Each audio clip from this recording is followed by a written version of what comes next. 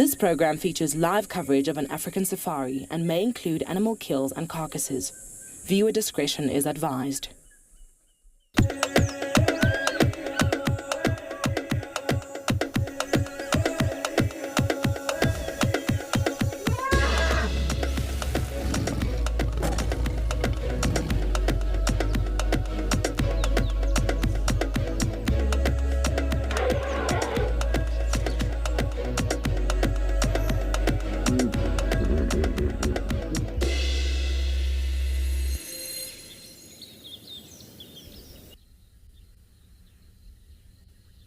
Well, hello, good morning, and welcome to your sunrise safari here in the African bush. How beautiful is that? Another day is dawning out here in the Sabi Sands in Djuma Private Game Reserve in South Africa. My name is Amy, and behind the camera with me is Panda. There's his thumb.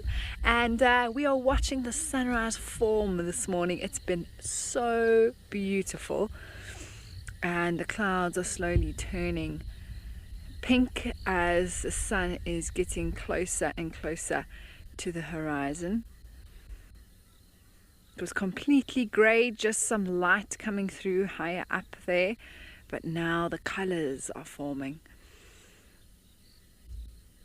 And after the morning we had yesterday with all the rain, no signs of a sunrise anywhere, it's always great to see the colors coming to the sky.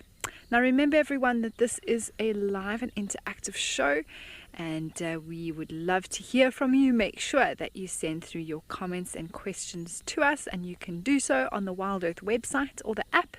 You can also chat to us in the YouTube chat stream if that's where you're watching from, or you can join the conversation on X using the hashtag Wild Earth.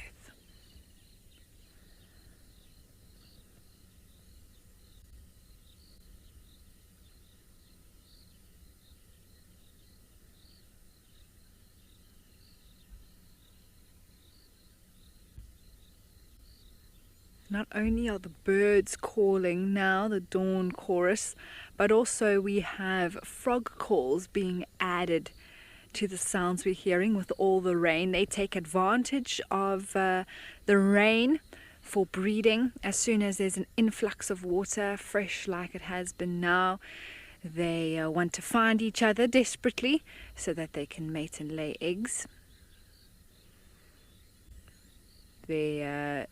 Eggs heavily reliant on water, so it's very important that they do so.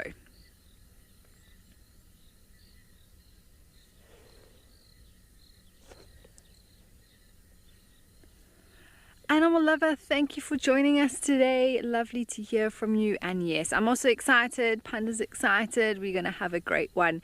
And it's just going to be lovely to be out again and see what is out here after all the rain. I mean, yesterday afternoon was wonderful. We all had a great drive. It was a lot of fun. And hopefully we'll be treated like that again this morning.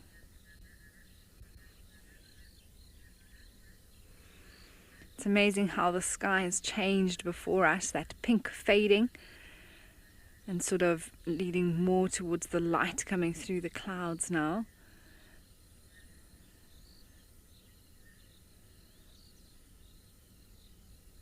It looks like the pink has moved slightly more to the left-hand side.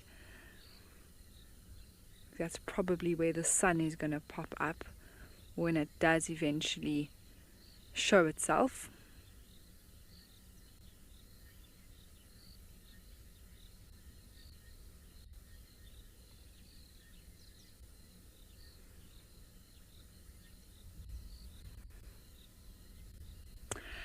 Well, speaking of yesterday afternoon, let's show you a highlight from our sunset safari of Liam with some lions.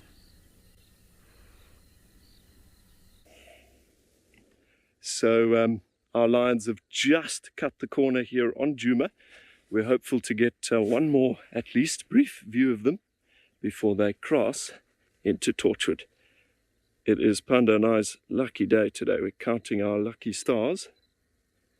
Oh, they're all coming out towards us. You beauties.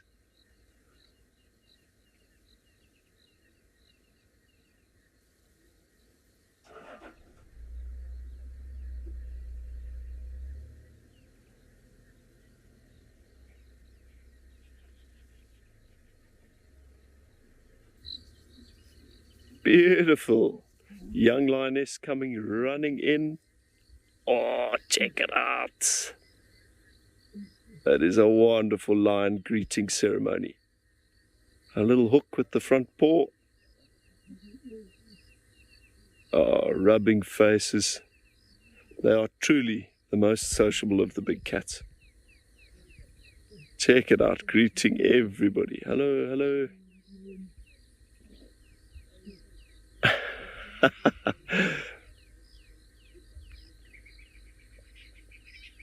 Maybe we'll get a phlegm and grimace from this male. Certainly scenting a bit of her urine. Beautiful.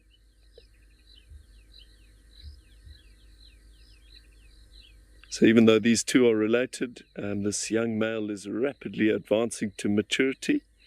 Any opportunity to smell the estrogen-rich urine of a female has him, I guess, thinking thoughts of mating. Oh, magic. Good morning from the other team, mobile out on safari here in Djuma Private Game Reserve in the northern Sabi Sands of South Africa's northeastern Greater Kruger region. My name is Liam Burrow. I'm the very fortunate naturalist sitting here in the driver's seat, the legendary man behind the lens, Gerrit Burger. I apologize, our dash cam perhaps hasn't had its coffee yet. We may need to tinker with it a little bit during the drive. But yeah, Gerrit and myself are already out and mobile. We're up on Buffelshoek Cutline, checking for any signs of life, and can confirm there is life all over the show. A wonderful silhouette against the rapidly rising sun. That looks like an Egyptian goose up there to me. Yep, I'd say so. Also wonderful to take a look at those, a little highlight of those Nkuhuma lions from yesterday.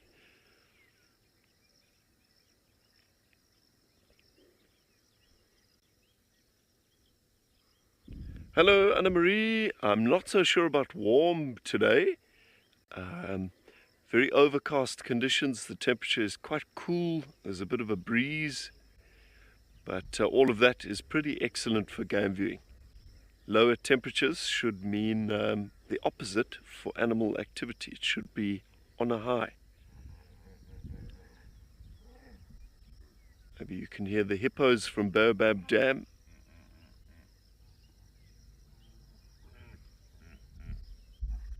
There is life out there. But nice to have you with us there, Anna-Marie. Stick around. Hope you've got a cup of coffee or something. This is my idea of a nice way to start the day. I wish we could pull closer to Baobab Dam. Unfortunately, we're in a patch of area with this vehicle that just doesn't offer very stable signal, unfortunately.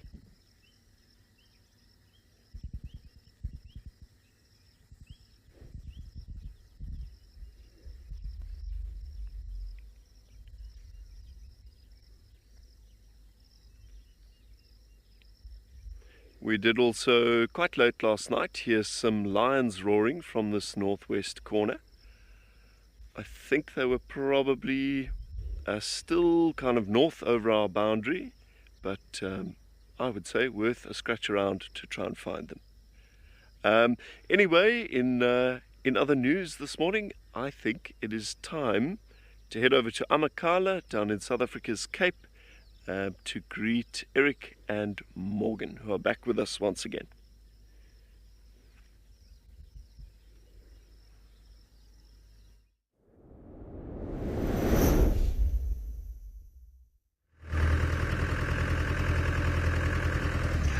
Well, good morning everybody, and welcome back to another Sunrise Safari here at Amakhala Private Game Reserve. Joined by myself, Eric, and Morgan behind the camera. It is a lovely morning here.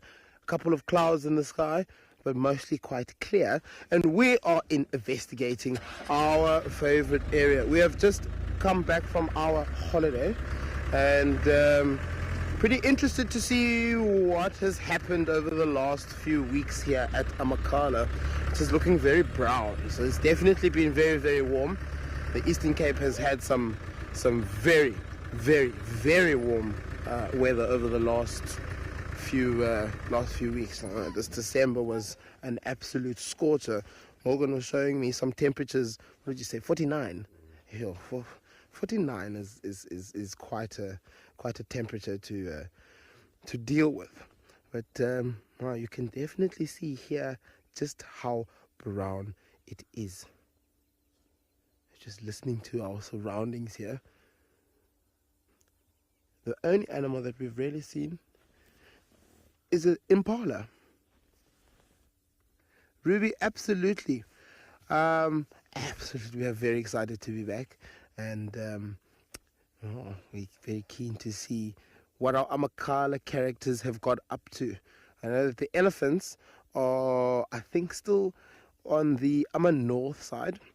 For those who don't know, that is the side of the reserve that has just been opened up. There's a corridor that goes underneath a road, a public road, and because there's two sides of the reserve, and the elephants have gone that side to go and bully some plants and some aloes, and they have actually enjoyed it that side. So they come back onto the main reserve every now and then, but majority of the time they actually stick around there. There's still lots and lots of land that they kind of haven't quite got to yet, and lots of valleys still to explore. But we did hear via the grapevine that there may be some lions in our area as well. So we're hoping that we'll be able to hear something, if not see something. Kelly, I'd love to know where our three amigos are and what they've got up to. I know that one was suffering from a little bit of a limp, so I'm pretty keen to kind of catch up with him and see has that limp healed, or is he still struggling a little bit? But most of the time these animals do come right. It does take a little bit of time for them to heal, but Mother Nature definitely does help her animals. There are also some occasions where sometimes animals don't always come right. But that would be if something was broken or dislocated. But if it's a little sprain, a little crack, it should be able to heal. Now, we're definitely moving towards winter. It is slightly darker than what it usually is, and obviously it's going to get darker and darker. You know, the days are going to start getting shorter in terms of light, and of course also the mornings are going to start getting a little bit colder. But for now, we still have quite a bit of summer to get through. We're going to be going into some of our hottest months, with January and February, a little bit of March, sort of mid-March. That's where the temperatures do slowly start to change quite a bit. And then when we get to April, oh my goodness, that's when the cold starts to roll in. And I think it could be quite a cold one this year. We had lots and lots of frost last year, and that definitely killed a lot of the plants. Well, not a lot of the plants, it killed a lot of the grass, some shrubs, and a couple of bigger shrubs.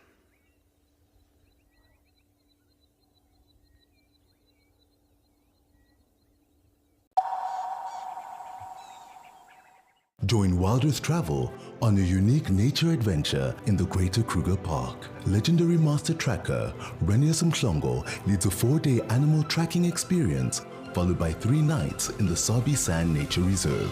This experience offers a life-changing chance to track Africa's iconic animals on foot with a master of his craft. Rennis is joined by Wild Earth presenter and expert storyteller Amy Krantz, and together they will connect you to Africa's wild heart. Welcome to a new era of seamless travel. Enjoy a hassle-free ticket purchase system with an effortless check-in, offering unbeatable value and a variety of options. Redefine business travel with Africa's award-winning value-based airline.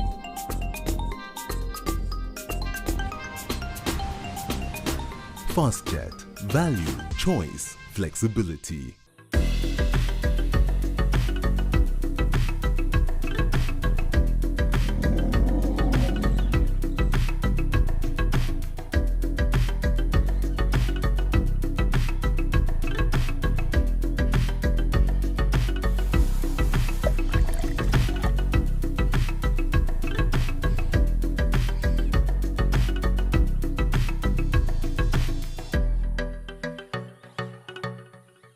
At Wild Earth, we believe every story has the power to create change. That's why we've launched the Wild Earth Impact Foundation, a non-profit dedicated to conservation and social impact. By showcasing conservation stories, we can change lives, protect nature, and empower communities.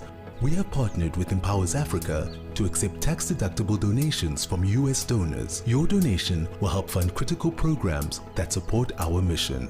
Join us and be part of the change. Are you ready for the adventure of a lifetime? Wild Earth Travel's newsletter is your passport to a magical journey.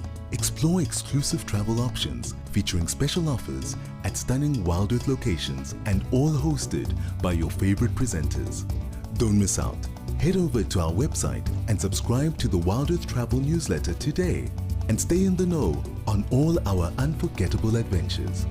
Wild Earth Travel, where Africa comes alive.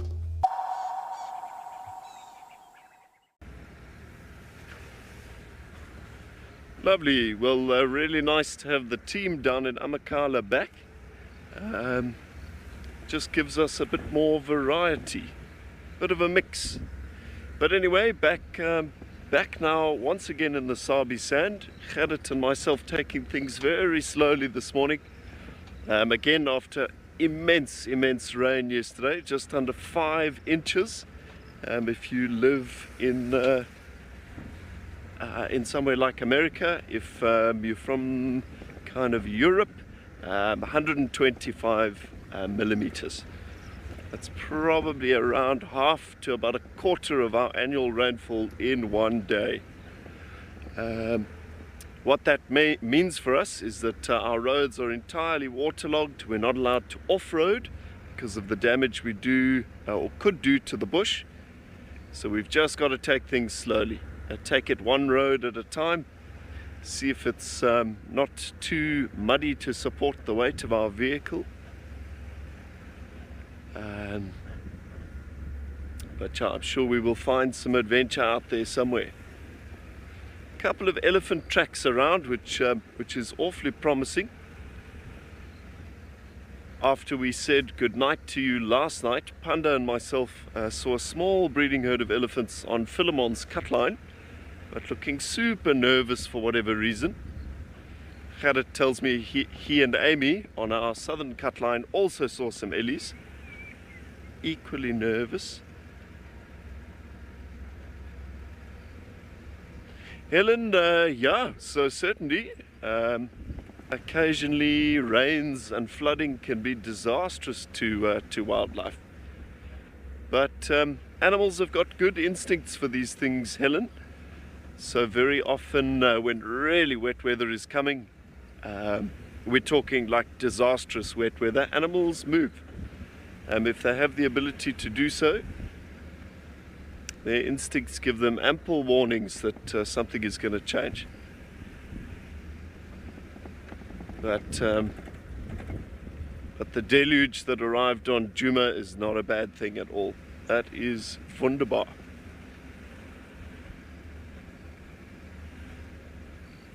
So we had some fresh elephant dung back there as well. I think it might be a good idea for us to make a couple of turns into the southwest. And maybe as things start to warm up, we can catch up with our warring bullfrogs again as well. Some seriously unique viewing.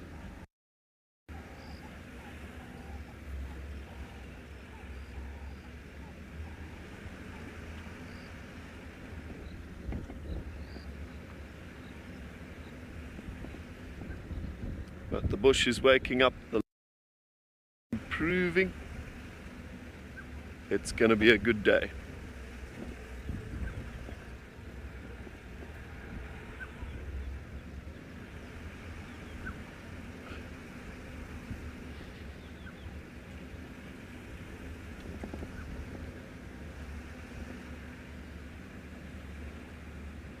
And speaking of those bullfrogs, I think Gwyn has got a nice highlight of that sighting from yesterday's sunset safari for us to take a look at now.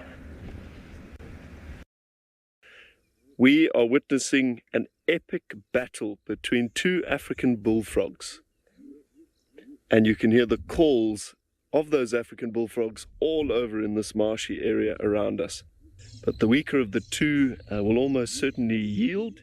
And the owner will be able to sit in this lovely fresh puddle after the rain. Whoa, it's getting out of control here.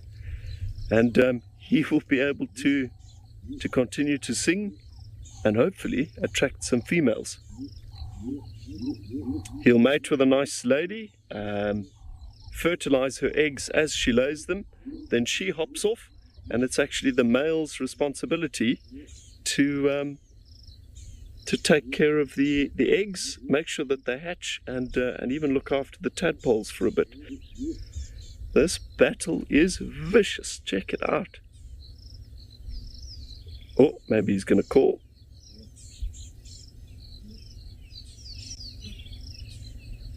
No, I think they're still warring. Wow, good look at them out of the water. Whoa, no ways. This is so cool. What a sighting that was. I'm so glad that Liam was able to share that with you all. How fascinating. And it's one of those things that happens as soon as there's a big rain like that, and bullfrogs fighting is very entertaining. Now, another animal that is also quite large in size, one of the biggest eagles that we get out here is a tawny eagle. And this one has perched beautifully for us this morning. Hello, yes, you. Talking to you.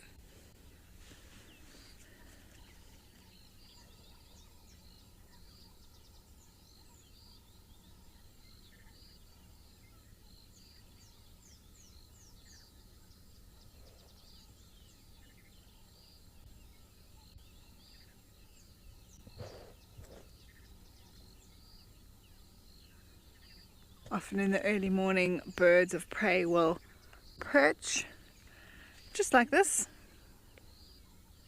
Wake up, wait for it to warm up a little bit perhaps before they take to the skies.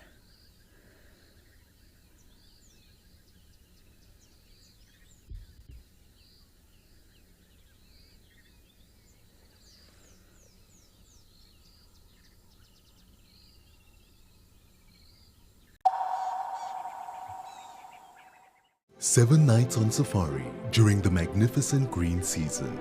The rains have stopped, the land is emerald, and there are wild babies everywhere. Meet your favorite presenters. This is amazing. And create unforgettable memories on this once-in-a-lifetime adventure. Thank you for coming along on this little adventure. The Green Season Grand Tour, only with Wild Earth Travel, where Africa comes alive.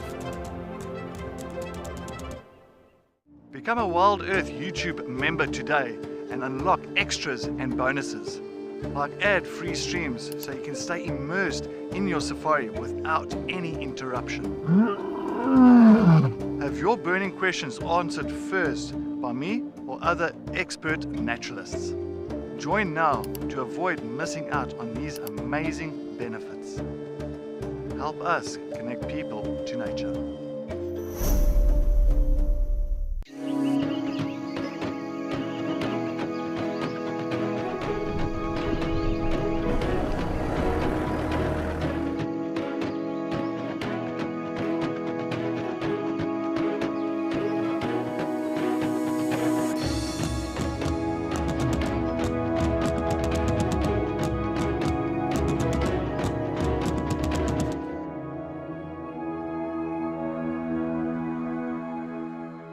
Come with us on a beautiful wildlife journey with Safari Spotlight. 4 unique South African locations, countless unforgettable moments, jam-packed with exhilarating and inspiring wildlife sightings. Bringing you intimate and exciting virtual safaris. And it jumped up like this and shimmied all the way up. Enjoy jaw-dropping moments as we tell authentic conservation story. Safari Spotlight is your ticket into the heart of the African wild. We have some exciting news for our Wild Earth travelers.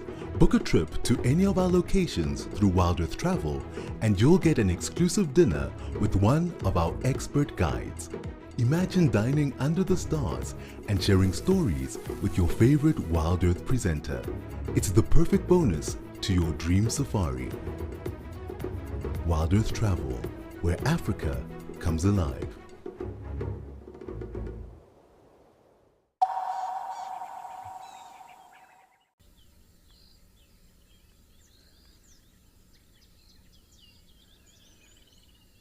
This could be a steppe eagle, everybody. That gate was much further back than I expected to see.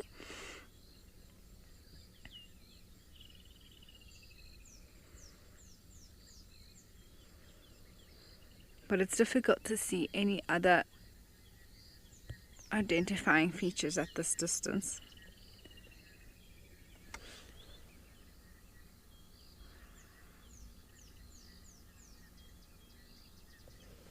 The coloration is very much the same.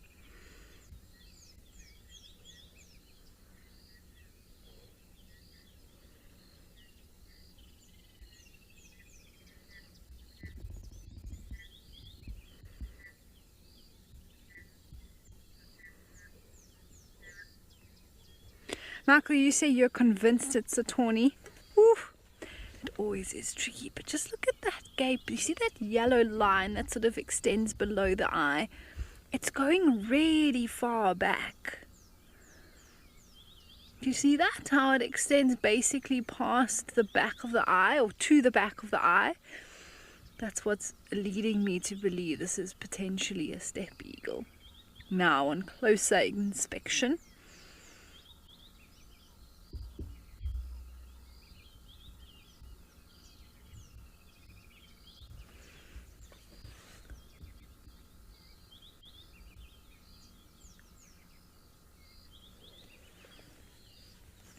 unfortunately, it hasn't sort of pulled out its wings to see if there's any white markings on the lower back.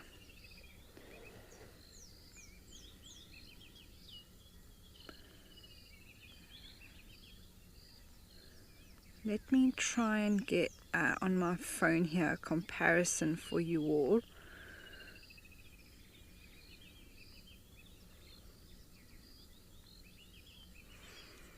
There are actually some great pictures.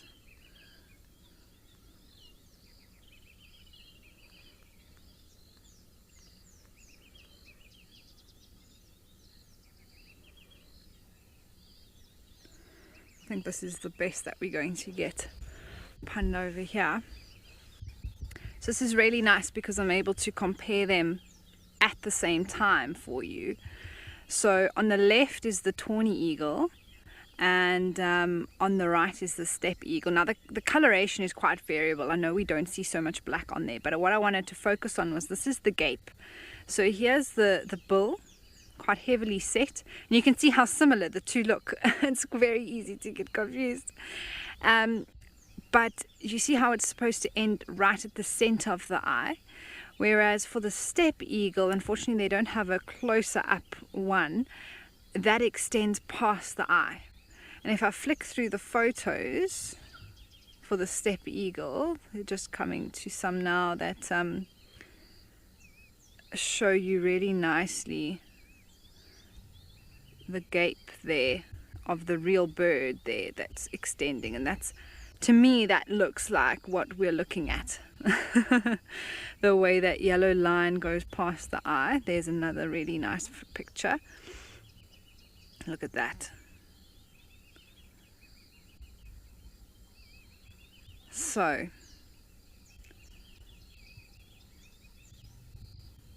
I think that is a steppe eagle.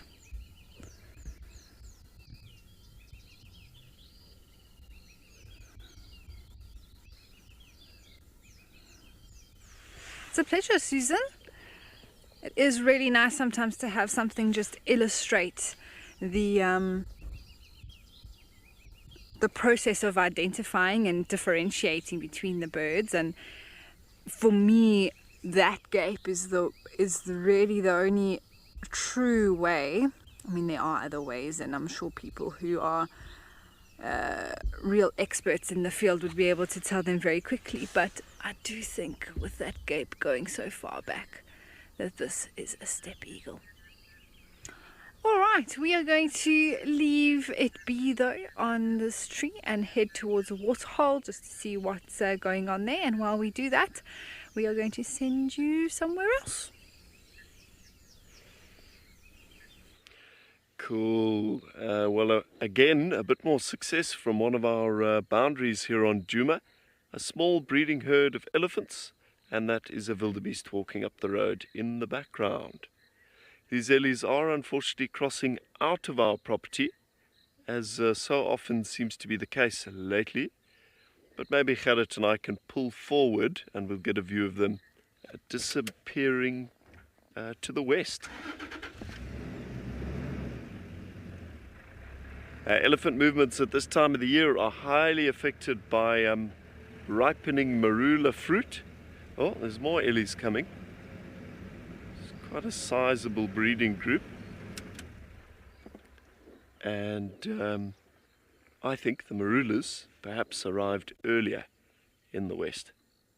In the west and to the north. But fear not, there are plenty of green marulas here on Djuma. After that rain yesterday, and with a couple of sunny days, it's going to be a bumper crop.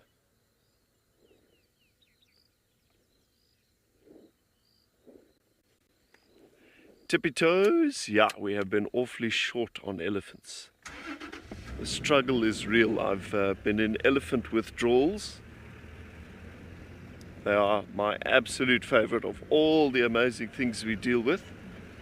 Sorry for the bumps, it is so corrugated.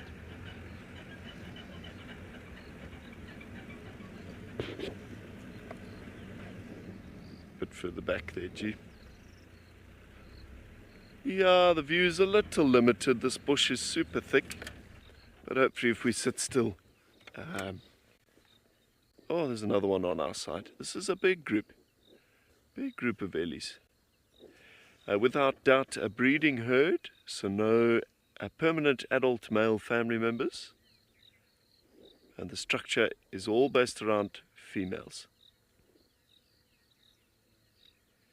I think that was Foley or Zoe. So elephant bulls come into must from the onset of puberty. Initially as very young males, the must cycles are quite short, perhaps a number of weeks. Foley, my apologies, Foley. And then towards the end of their lives, bulls in their sort of late 50s to 60s are in an almost permanent state of must. Must periods can last for months at a time. So it's quite variable and all based on elephant age. We're going to come forward again. As I say, they are disappearing over here. Maybe we've got one or two more stragglers on the left. We'll keep an eye. But they don't seem to be too keen to stick around. They're all on their missions. Not to worry though, we've got some ground to cover. Maybe we will find some more elephants out there somewhere. Either way, that is my idea of the perfect way to see in a new day. Linda Poley, nice to have you with us, and indeed. No trip to the African bush is complete without some quiet time spent with elephants. There's a definite therapeutic quality to time in their presence. They are marvelous.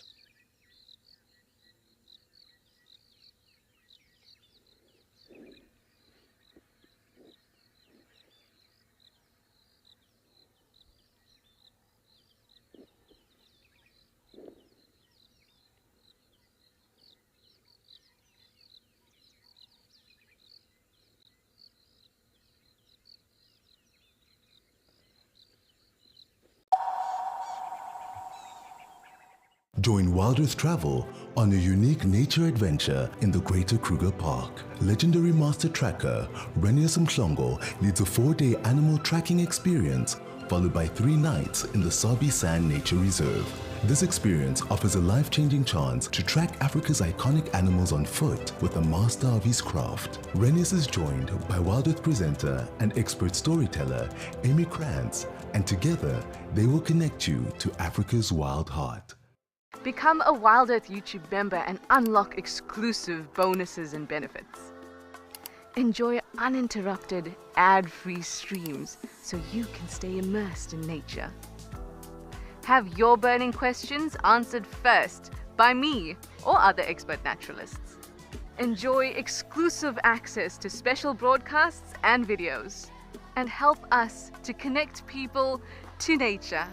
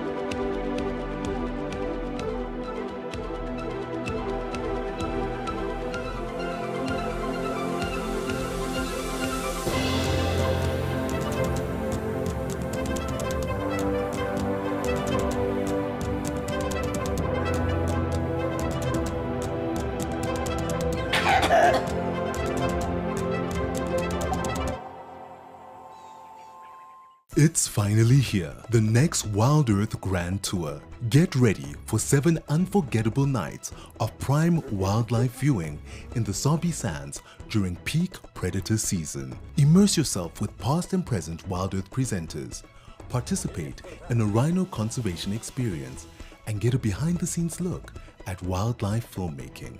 Hosted by James Hendry, Wild Earth Travel, where Africa comes alive.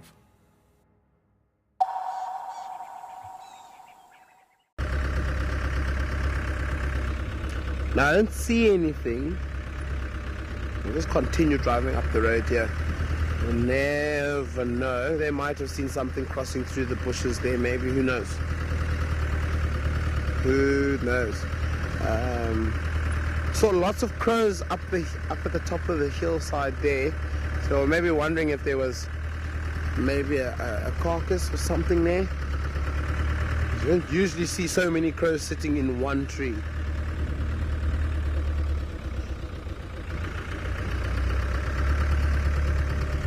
I can still hear those impala. They are behind us. But this is more or less the area where those waterbuck came from.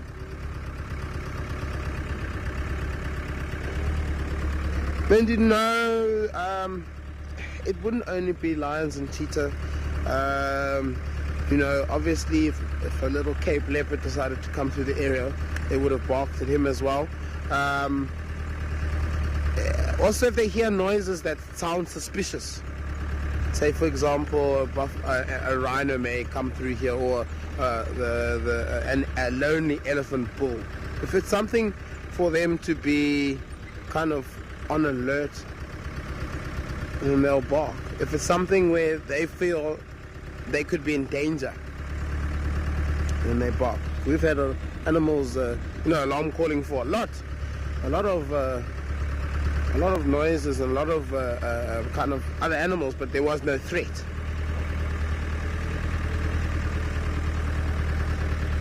I haven't seen any tracks or anything. You can see some more waterbuck down there, and we've just come from that side there. Oh, very interesting. Very interesting.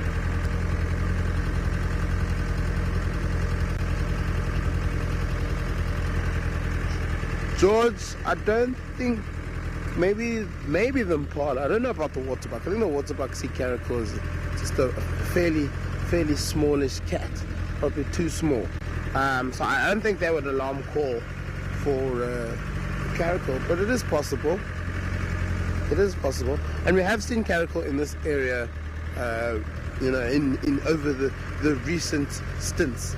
At the beginning of our last stint, we saw that female caracal almost 3 drives in a row, which was amazing, absolutely amazing. Because normally caracals down here are quite skittish and don't like to stay around.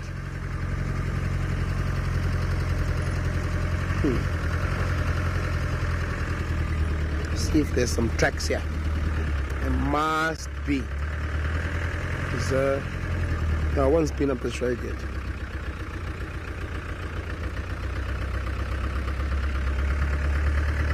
I didn't hear the name, but I don't know. A fresh carcass wouldn't cause them to alarm call. It would definitely cause them to be a little bit more wary, but it wouldn't cause. Oh, wasp wings. No, it wouldn't cause them to alarm call. They'd just be a little bit cautious, because obviously they know this animal has died somehow. How did it die? Who killed this animal? And then they get a little bit detective. Give me another look. Now, other thing is, not very much water around this part of the reserve. And I think that's also one of the reasons why it's just so dry. It just hasn't been enough. We're going to send you over to Amy. We're going to continue investigating, see if we can come up with something in this area.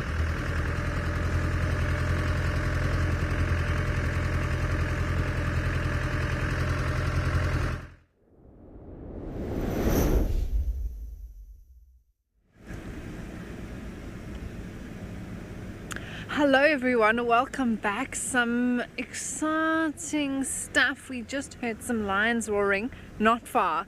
We're on our southern boundary road at the moment. It sounded like it was coming to the property to the left hand side in the south, and so I'm just driving slowly and listening, because at this time of the morning often lions they can even roar on the move if they want to, or they might be roaring and then move again. So I'm just driving slowly and checking. Fingers crossed, that would be very cool. If we do hear it again, we might be able to share it with you.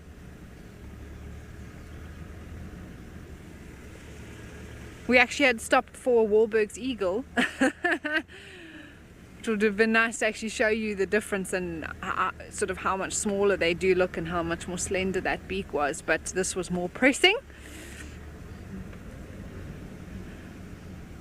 because there are lions close by. It's very exciting.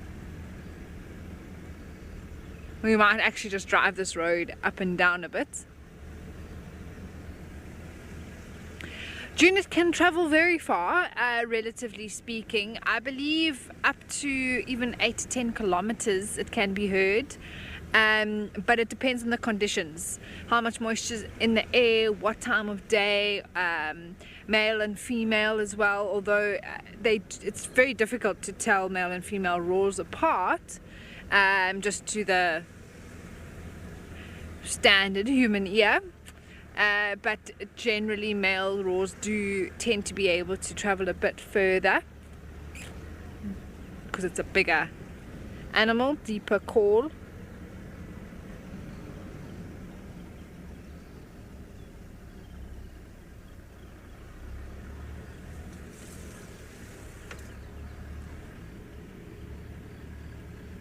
Ideally we want them to roar again, or it to roar again. It just sounded like one at that moment.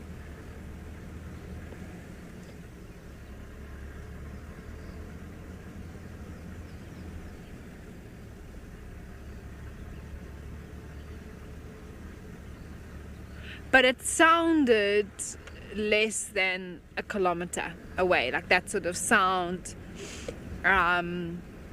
It's difficult to describe because you can just hear when something's further away or closer to you, and that sort of sounded like it wasn't too far. So just check behind us. Next thing they pop out on the road and we're driving in the opposite direction. It has happened before.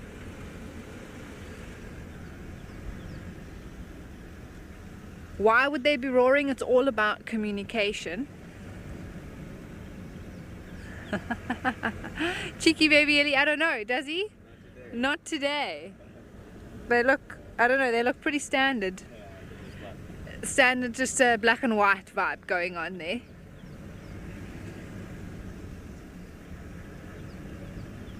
But yes, the roaring is all to do with communication, whether it's to a male advertising and letting others know that this is his territory. Often males will move around, and if they're not dominant or territorial yet, or perhaps are no longer territorial dominant, they won't call because they don't want the dominant lions of that area to find them, because that will mean some serious trouble for them. I think I'm going to turn around here. It definitely wasn't as far down this way.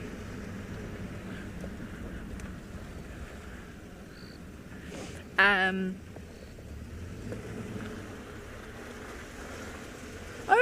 wonderful. Well, while we continue to look for this lion, let's send you over to Eric, who's found some of his own. Stations 1 north, here on the west.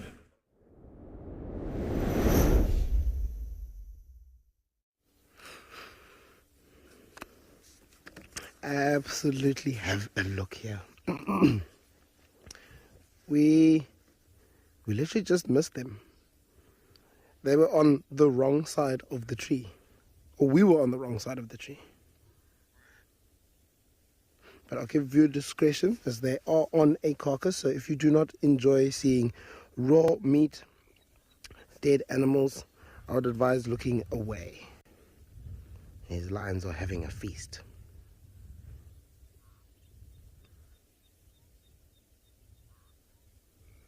So this is definitely why there were so many crows up here. The wind is also going downhill to where those waterbuck and those impala were.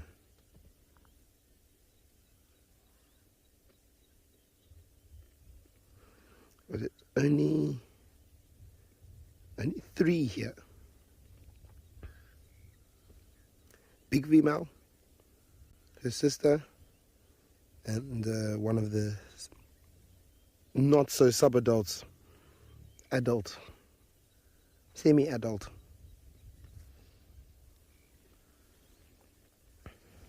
Stephanie, absolutely, this is a great start to our morning.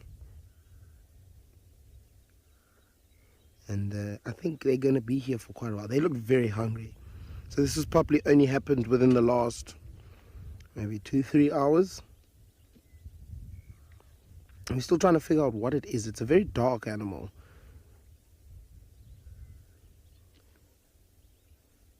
It's a very dark animal. So I'm thinking anything from like black wildebeest, maybe a small buffalo. Not exactly too sure. But what we do know is that they are going at it. They are very, very hungry. I did hear a lion call earlier when we were sitting up at the top of this slope, because we were trying to get the crows in the tree. The crows just did not want to sit still for us, and it obviously didn't come from them, because if it had come from them, we would have been able to have narrowed it down a little bit easier. This was a little bit further away, so I suspect there may be one of the males in the area, if not both of them. Be cool to see. GC, absolutely. We didn't see much of them in our last stint at the end of 2024. So to be able to start our 2025 stint here with our 3 lionesses is amazing.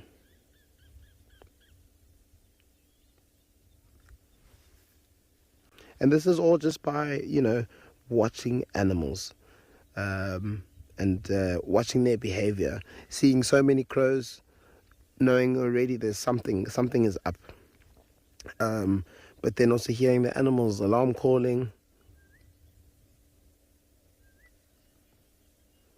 acting a little bit suspicious.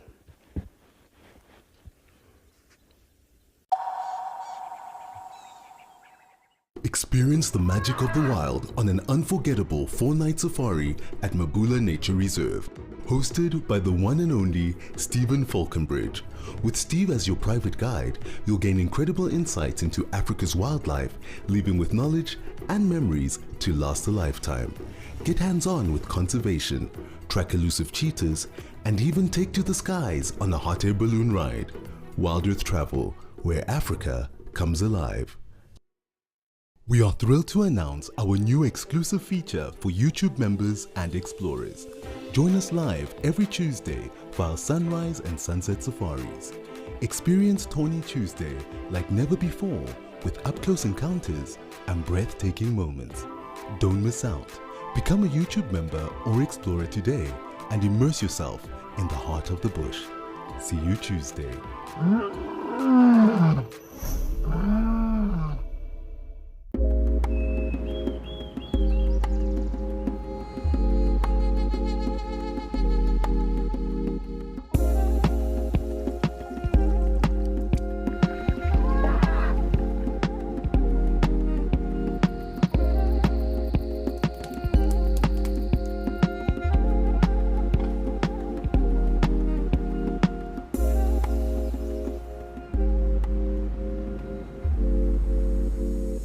We understand that not everybody has got spare pennies to rub together at the end of the month. We're introducing an initiative called Gift an Explorer, so that those with lots of pennies can gift a Wild Earth Explorer access to those with fewer. We're aiming for 250 gifts, but the more the merrier. You can nominate a recipient or keep it anonymous. It's a great way to share the Wild Earth mission with other nature lovers around the world. Wild Earth Travel would like to take you to Namibia and Botswana. Drift over the desert in a hot air balloon, then glide through the lush Okavango Delta in a dugout canoe.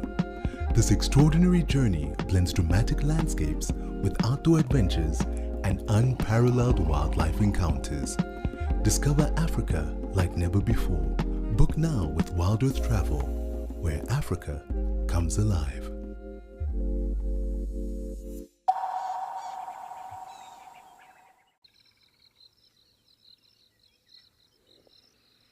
And especially when it comes to animals like elephants and things like African wild dogs, lion dynamics.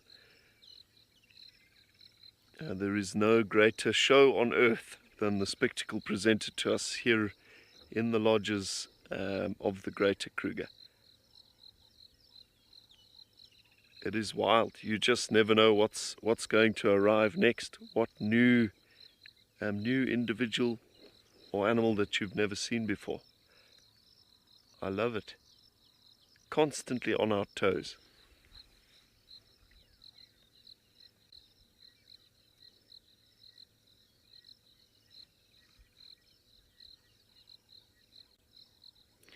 Sally, so the signs are quite subtle. Again, we look out for the kind of streaming from those temporal glands. She may also have some amount of leaking from her back end. I think dribbling a little bit of urine loaded with increased levels of estrogen, the female reproductive hormone, a very strong indicator to the bulls that she's ready to mate. But even increased aggression. Gerrit and I viewed a cow recently that was absolutely smacking a couple of young bulls around. And I'm not entirely sure if she was in estrus, if she was in heat, but it makes enough sense to me. The same is true of males in must. Elevated testosterone, as with elevated estrogen, causes a little bit of extra aggression. They are, after all, very emotional animals, like we are. Emotional and intelligent.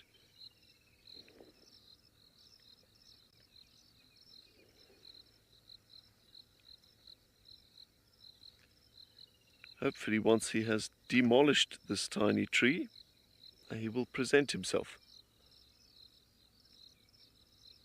But at least he's nice and relaxed. Speaking of better views, as Gerrit and I continue to enjoy the views on this nice young elephant bull, we're going to send you back over to Eric with his lions.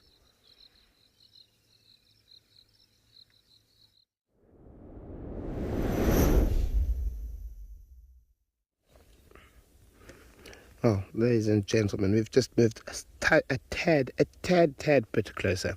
I'll give another viewer a discretion here, as one of the lions has moved away and you can see more of the carcass. So if you do not like seeing carcasses, raw meat, blood, please do look away, as like I said, these lions are on a feast. I can see a horn, so I suspect. So yeah, so on the right hand side, just sort of like above the head of that female, you can see a curve in the horn. It does look like a buffalo horn. Now,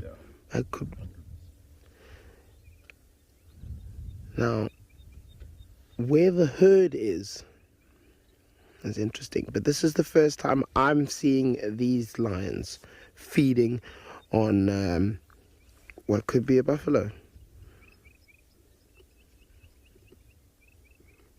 I mean, they do look like they're enjoying it. So this could be the start of something very, very interesting. Because these lions, I think, if I'm not mistaken, I think I've only had 2 other buffaloes before this. And I wonder how they managed to come across this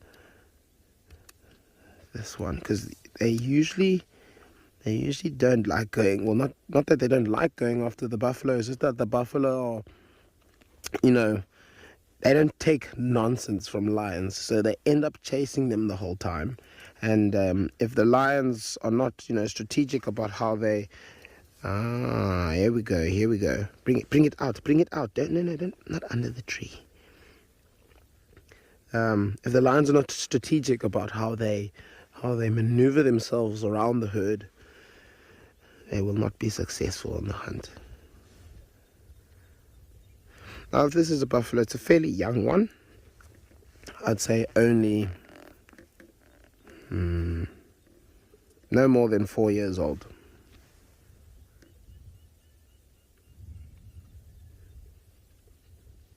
Jules, so technically, if the males were here, the males would want to eat first, and the females generally do allow the males to eat first. Sometimes the males can get quite aggressive about it, so the females actually just stay out of it. And then, there does come a bit of growling, and you can definitely see with the elder lions, don't quite appreciate it when the younger lions, or the older lionesses, don't quite appreciate it when the younger lionesses, come and start eating the meat very, very close to where they're feeding. And you can hear a bit of growling, tempers can flare, and they can get quite upset with each other.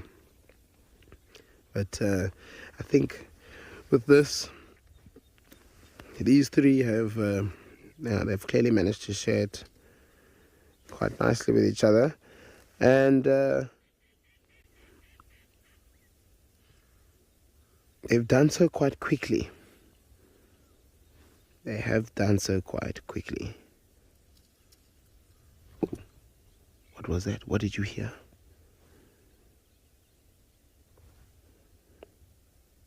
Seeing as they're all looking in one direction now, what did you guys hear now?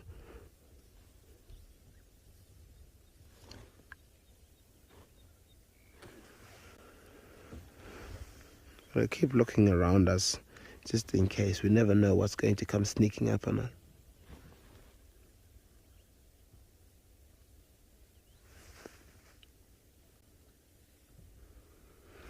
Did you hear the question? Who fills the vulture and hyena niche if there aren't? Laura Moore, that's a very, very good question. So the animal that would fill it would be the crows. So the crows, the jackals, and the brown hyenas. Really, those would be our decomposers and our scavengers in this area. Now, obviously, we do have the vultures have been released on Shamwari, and we've seen some. And I know another guide saw one not too long ago, actually sitting on one of the poles. It was quite a nice kind of close-up sighting that he got. But majority of the time, the pied crows, the Cape crows, and the white-necked ravens, they're the first ones to respond to a feast like this. And then later on, as the smell starts to travel around more, the jackals will arise.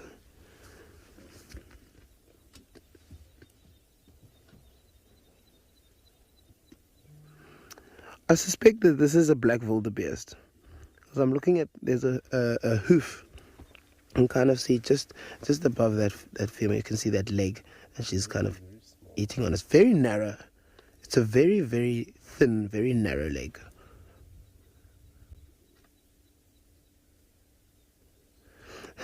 Liverpool bird, exactly. I was thinking, and then I also saw a bit of the mane on the front, and I know buffaloes don't have manes on their under their necks. They have long hair on top, but not as long as a black wildebeest does. So yes, I think this is a black wildebeest as opposed to a buffalo, which makes sense, because I've not seen any buffalo tracks around, and well, we know that these lions are big fans of black wildebeest. I think it's definitely one of their favorite meals, which explains why they're feeding on it so ferociously. It's good meat, and I think they're also trying to finish it before any of the males catch wind of this. If they are here, I'd love to see them, especially a mini guapo. We have not seen, or I haven't seen him in so long. And I'd quite like to see how long his mane has come along and how big he is. Oh, listen to that bone crunching.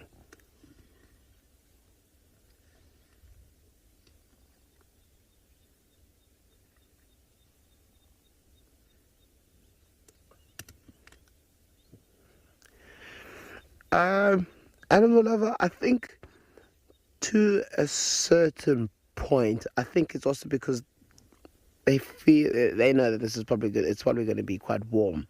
I can feel the heat of the sun already, and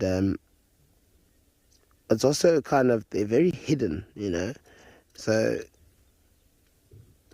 as someone, they're not out in the open. They're not going to get bothered by other animals, the jackal's probably going to not struggle to find them, but it's going to take them a little bit of a while, and that's going to buy them some more time so they can, feed a little bit more.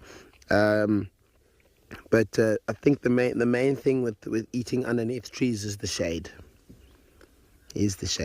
In this heat, meat goes off like that, and these lions are not going to want to eat that meat if it's going to taste funny.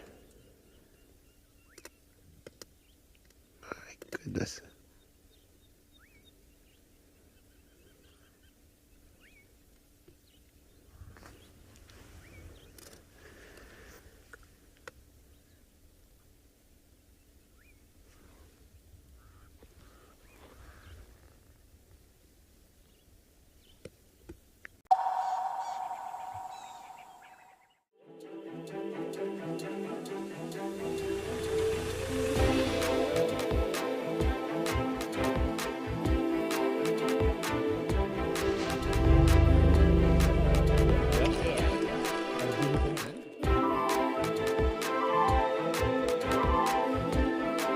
If you're thinking about booking a trip with Wild Earth, do it. I highly recommend it.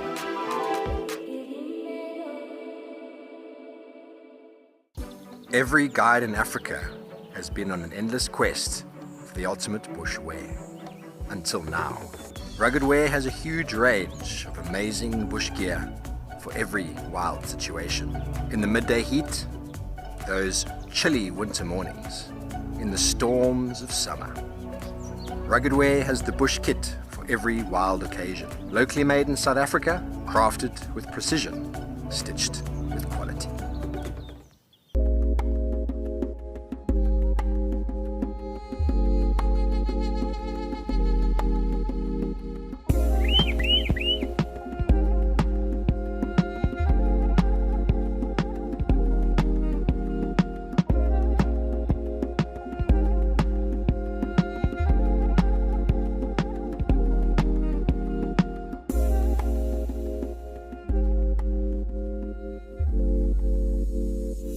Join the Wild Earth Explorers program and connect with a community passionate about wildlife. Support our mission to share authentic wildlife experiences with the world. Your monthly contribution helps provide schools and children access to kids' safaris, fostering a love for nature in the next generation. Embrace the wonders of the bush and make a difference today. Wild Earth, connecting with nature. Safari, wine, and waterfalls. The ultimate African adventure. Sip South Africa's finest wines. Experience a world-class safari among Africa's iconic wildlife. And stand in front of Victoria Falls, one of the natural wonders of the world. All this can be yours with Wild Earth Travel, where Africa comes alive.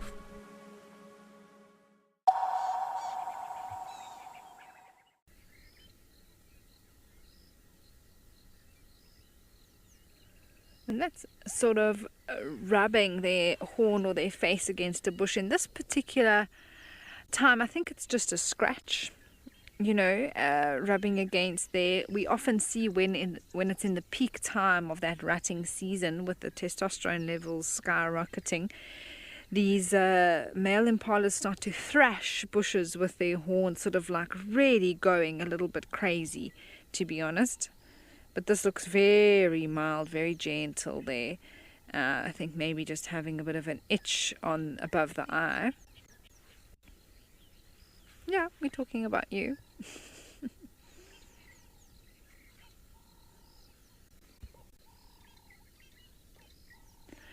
Cindy, no. So at that particular time of the year that I'm referring to, which we'll see later on, in a few months' time, two males won't share a herd that I've seen. It's always possible that you'll find that happening, but most likely then there's a male that's trying to take over where the other male is. So he's hanging on the sort of periphery of the harem, and the dominant male is then being challenged by another male, and so in that time, one group of females may go through multiple males that are dominant over them. It's also a way that nature has ensured that the gene pool is diversified, so that you have multiple males mating with a group of females and potentially falling pregnant by different males within one group. But in terms of sharing, where they're both mating with females at the same time, from what I understand about impalas and the way they work, that is not something that we see happening. But at other times of the year, we see multiple males with groups of females, mixed herds, as we say.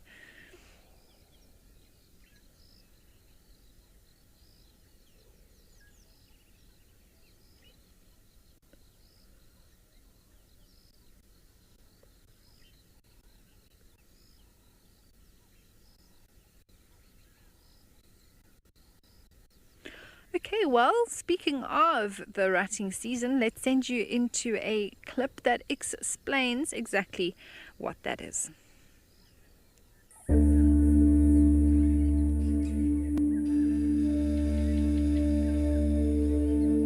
Impala are Southern Africa's most common antelope, so we often don't give them the attention they deserve.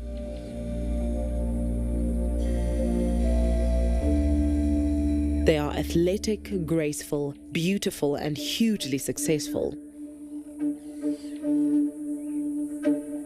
In May, they are also the funniest creature in the bush. The rams' testosterone levels skyrocket, causing them to hate each other and love the ewes. They set up little territories with violence and astonishingly loud guttural burps, chasing away their rivals and herding the ladies. Early winter is filled with chaotic battles and frightening roaring.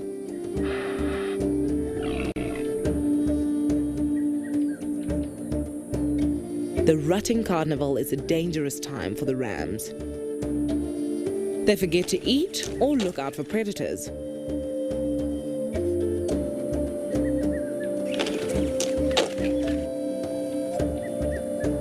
But the mating madness only lasts a few months.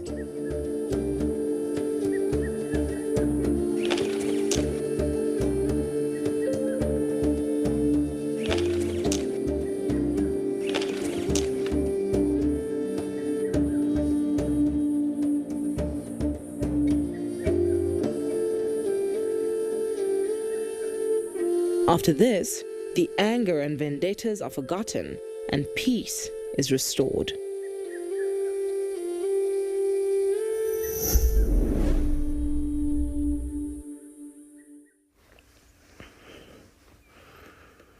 So we're still sitting here with our beautiful ladies,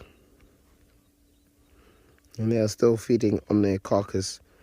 One of them is feeding on the carcass, and that would be the big lady. The other two are lying right in front of us, as I suspect that they've had their fair share. Now, typical lion behavior will be to move away from the carcass, not too far. Take a little bit of a breather, and then once you've digested a little bit of the meal, quite often they head back for it. Now, this lady, I think, is trying to skin this little black wildebeest, and there's not very much left of it. I mean, compared to what we saw when we first got here, and we haven't really been here too long. They've seemed to have polished quite a lot of it off.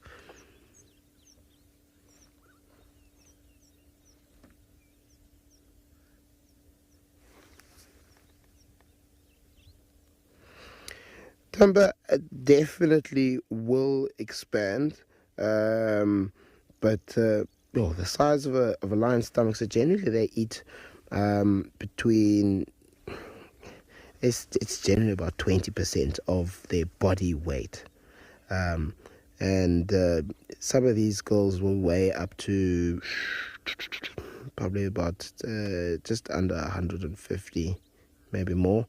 I think the big lady is probably about 180. So their stomachs will probably be able to hold up to maybe 30 kilograms of meat. That could be a lot of meat, maybe less. But nonetheless, their stomachs can hold an awful lot of meat.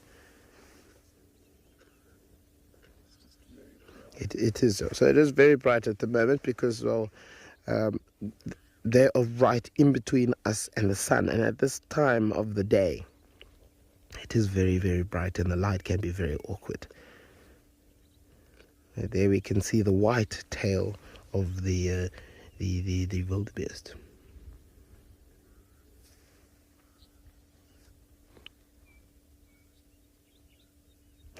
She's licking the skin off. She's really not interested in the skin. She's more interested in what's underneath the skin.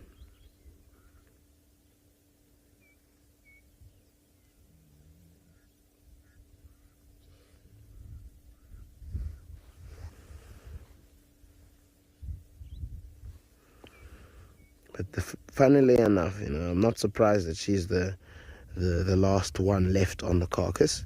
She's always been a hungry girl. So, absolutely. I'm more interested to see what she looks like. I would have loved to have seen. Yeah, exactly. I would have loved to have seen what she looked like before she started feeding on this wildebeest. Because we suspect that she's the one that is hopefully carrying those cute little lion cubs. Because we don't see the big man with her. Usually he's following her around all over, and that would be the big male lion guapo. But he's obviously nowhere to be seen here. And it's quite interesting, actually. But quite interested to see how far along she is, if she is pregnant. And you would be able to see that obviously before a meal. But now after a meal, it's very difficult to tell.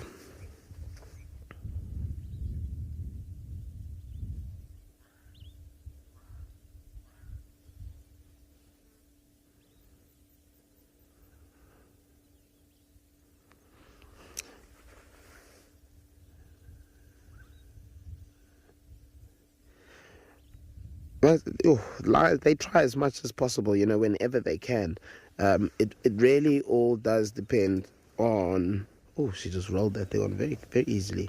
It all depends on, their success. It really does.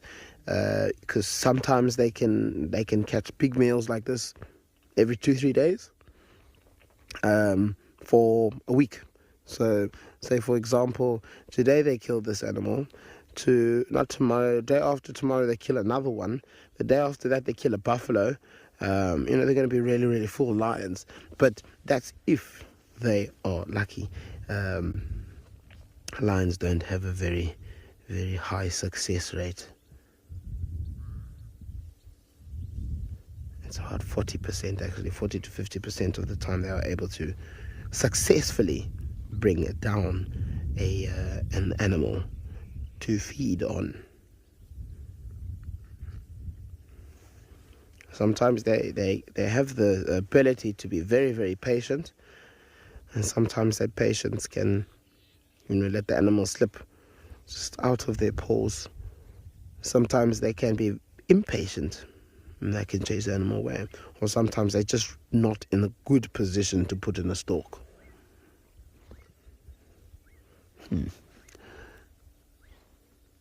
There's a bit of cloud cover coming in here. I suspect this is these are the rain clouds, as our sun is most likely going to disappear. A lot of the light has disappeared very quickly.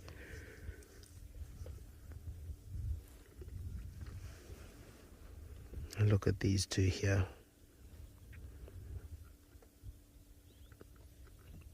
Now, that looks like Magie's full Oorgies too. For those who don't know what that means, the stomach is full, so the eyes must close now. We're going to sit here a little bit longer and watch these felines while we send you over to Liam.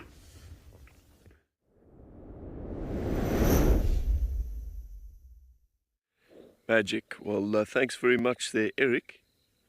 Gerrit to myself are sat in a little drainage line, absolutely choked with rainwater, listening to the sounds of a couple of grass frogs clicking away, and checking out some movement in the grass and in the water. I think we were hopeful that it was breeding bullfrogs, as we saw yesterday. I think, though, these are almost certainly spawning catfish. We haven't seen any of them come up for air, so more likely it's fish. This place is so full of life.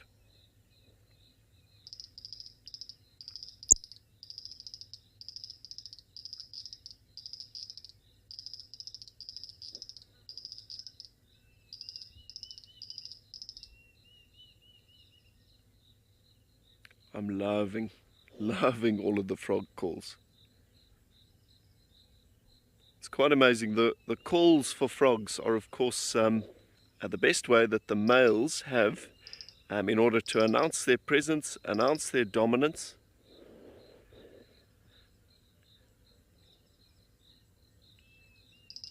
I think that comment was from Jazz, and yes, Jazz, they do.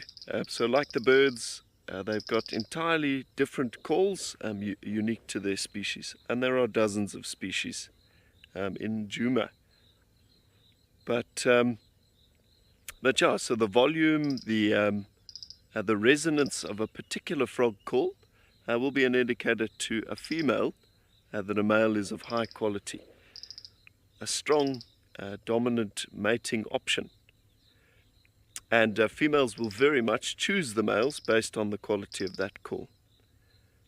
But frogs can be quite clever when it comes to attracting a mate, especially at night. So what you have is, of course, one big male frog that's got genetic advantages. He's got big lungs, a big amplifying sac. But a couple of other lesser males will surround that big guy at a bit of a safe distance, and they sit quietly in the dark. And as females come hopping up in the hopes of meeting the male making this big noise, these lesser males jump out in front and take the credit. So I guess there's a lesson in there. Brains over brawn wins the day sometimes. But anyway, as Gerrit to myself contemplate frog courtship, we're going to send you over to Amy with something exciting.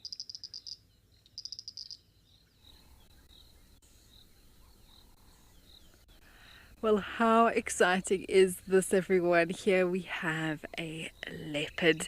We're very, very happy to see some spots this morning. And this is a young leopard that is out in the open, about 8 months old, and we are calling this girl Shepondo. She is beautiful. Now, there are tracks of Lalamba around. We've just arrived. If I can't see her at all, we will have to leave. So we just wanted to show you because it's always nice to share with you all, to show you this young female leopard. But because she is still under a year old, we won't stay with her if mom isn't present. But she's no longer being stashed away, or if mom did stash her away, she's not following mom's rules. But the grass is also very long, the vegetation is very thick, so Lalamba, her mother, could be lying here somewhere we just can't see. So I just want to have a little look around to make sure.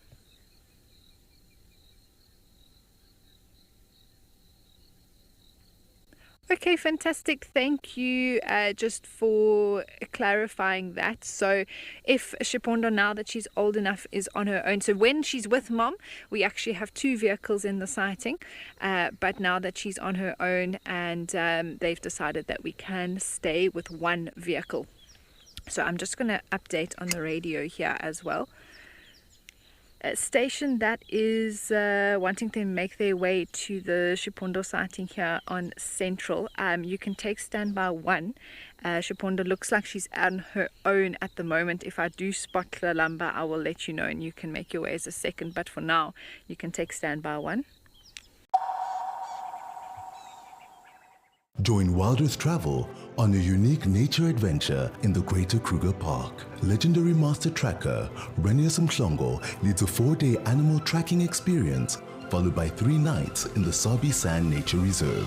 This experience offers a life-changing chance to track Africa's iconic animals on foot with a master of his craft. Renius is joined by Wild Earth presenter and expert storyteller Amy Krantz, and together they will connect you to Africa's wild heart. Welcome to a new era of seamless travel. Enjoy a hassle-free ticket purchase system with an effortless check-in, offering unbeatable value and a variety of options.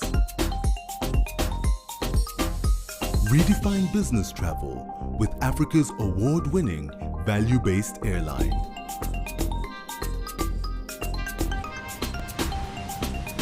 FastJet, value, choice, flexibility. We have some exciting news. To celebrate our new safari location, Mabula Private Game Reserve, Wild Earth Travel is offering an exclusive special offer for our viewers only. Book a stay for 4 nights or more at any of the lodges on Mabula Private Game Reserve and enjoy an extra night absolutely free. Don't miss this limited time offer. Contact Wild Earth Travel today to claim your discount. Wild Earth Travel, where Africa comes alive. At Wild Earth, we believe every story has the power to create change. That's why we've launched the Wild Earth Impact Foundation, a non-profit dedicated to conservation and social impact. By showcasing conservation stories, we can change lives, protect nature, and empower communities. We have partnered with Empowers Africa to accept tax-deductible donations from US donors. Your donation will help fund critical programs that support our mission.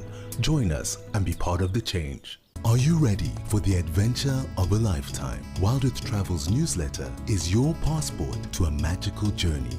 Explore exclusive travel options featuring special offers at stunning Wild Earth locations and all hosted by your favorite presenters. Don't miss out. Head over to our website and subscribe to the Wild Earth Travel newsletter today and stay in the know on all our unforgettable adventures. Wild Earth Travel, where Africa comes alive. Expect to see this today.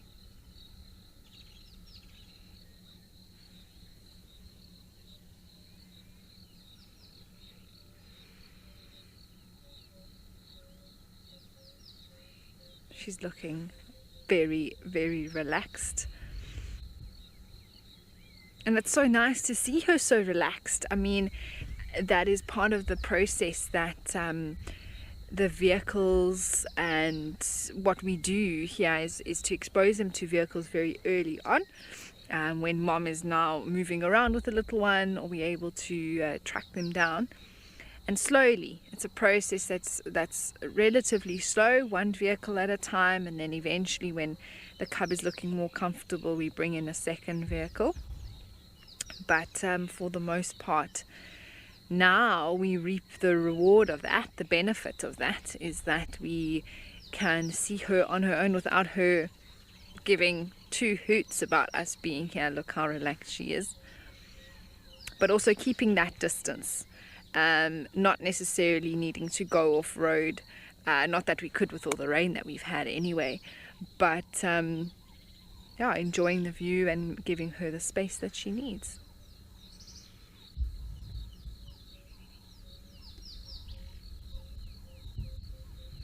Lying amongst all the bushveld signal grass there. I actually showed that the other day.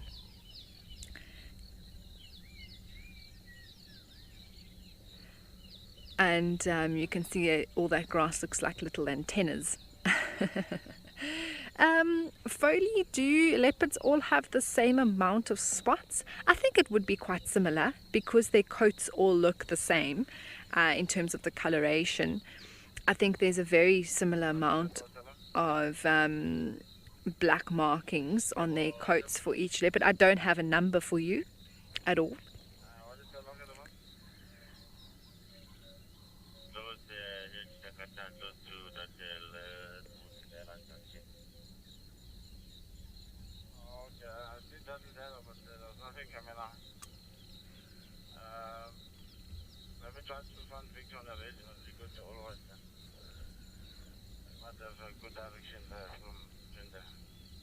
And actually, if you look at the rosettes that we talk about for a leopard, they're actually made up of, on average, 3 little black spots with a darker bit of browny yellow color inside, which gives them this beautiful coloration.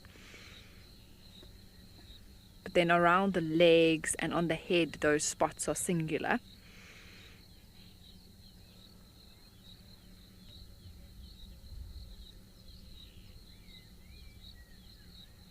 It's a black crowned tragra calling in the background. Almost sounds like someone riding a bicycle and whistling.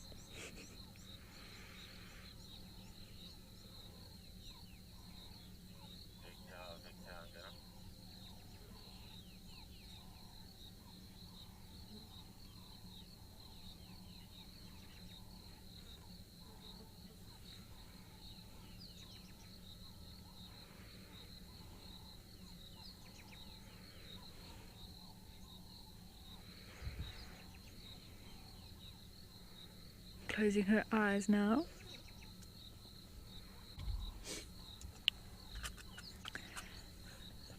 Oh, you are a beautiful girl, aren't you?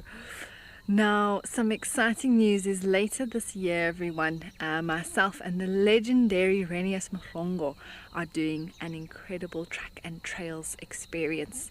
That is 7 nights, 8 days in the heart of the Kruger National Park in Northern Sabi Sands, where you can come and join us to track down animals just like this one, as well as other members of the Big Five. But not just that, spending time on foot, focusing on the smaller things, learning from a traditional Shangaan tracker like Renius, just be able to watch him work and spend time safely out on foot. I know that often being on foot in the bush can sometimes be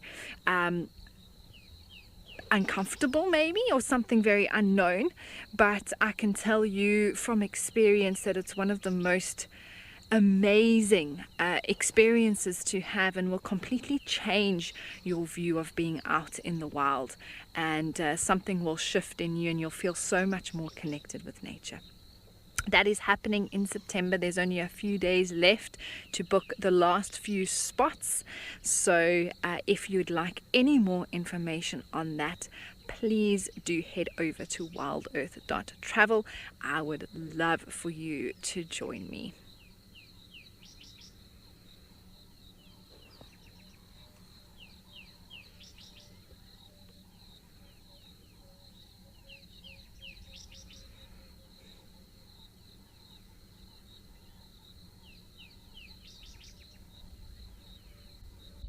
Oh, big yawn and stretch.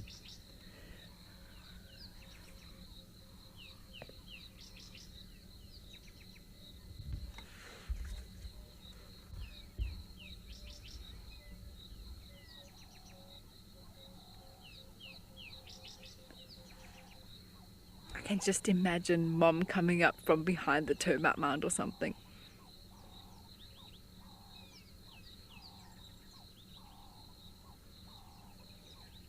Juma King, you want to know if she could be hunted by other leopards because she's so small? I wouldn't necessarily say hunted as in hunted as a prey item, no. But is she under threat by other leopards in the area? Absolutely. She is young. She is definitely not as strong and experienced to defend herself from another leopard. The most she could probably do is climb up a tree and wait it out, but then the leopard that may be around could also just climb up the tree. So that is why it's so important for her to stay as hidden as possible, for her mom to keep her stashed away, which is what she's done very well up until this point.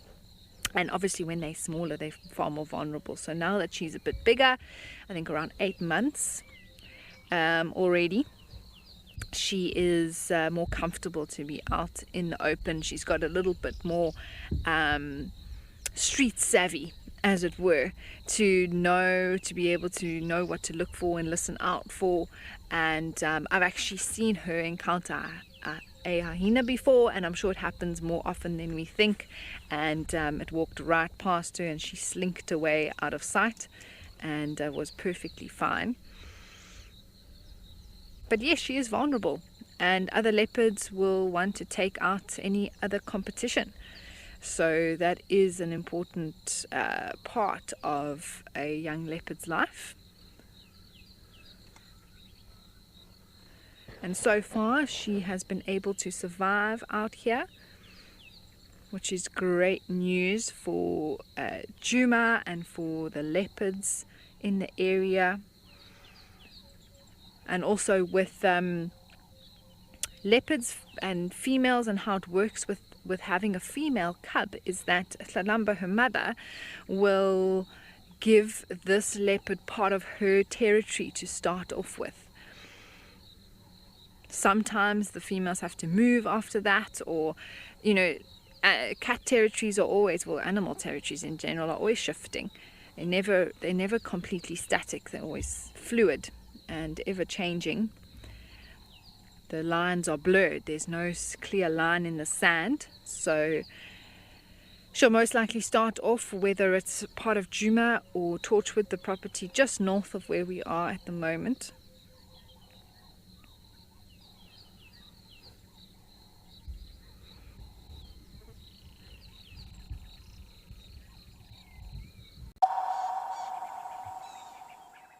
Join Wild Earth Travel on a unique nature adventure in the Greater Kruger Park. Legendary master tracker Renius Mhlongo leads a 4-day animal tracking experience, followed by 3 nights in the Sabi Sand Nature Reserve. This experience offers a life-changing chance to track Africa's iconic animals on foot with a master of his craft. Renius is joined by Wild Earth presenter and expert storyteller Amy Krantz, and together they will connect you to Africa's wild heart. Become a Wild Earth YouTube member today and unlock extras and bonuses, like ad-free streams so you can stay immersed in your safari without any interruption. Have your burning questions answered first by me or other expert naturalists. Join now to avoid missing out on these amazing benefits. Help us connect people to nature.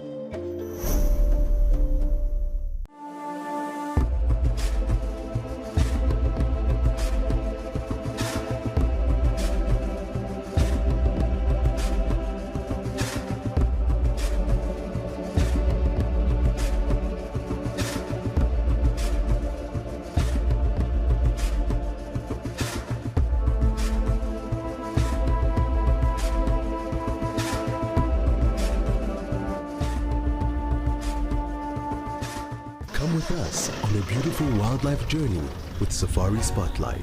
4 unique South African locations, countless unforgettable moments, jam-packed with exhilarating and inspiring wildlife sightings, bringing you intimate and exciting virtual safaris. And it jumped up like this and shimmied all the way up. Enjoy jaw-dropping moments as we tell authentic conservation stories. Safari Spotlight is your ticket into the heart of the African wild. We have some exciting news for our Wild Earth travelers. Book a trip to any of our locations through Wild Earth Travel and you'll get an exclusive dinner with one of our expert guides. Imagine dining under the stars and sharing stories with your favorite Wild Earth presenter. It's the perfect bonus to your dream safari.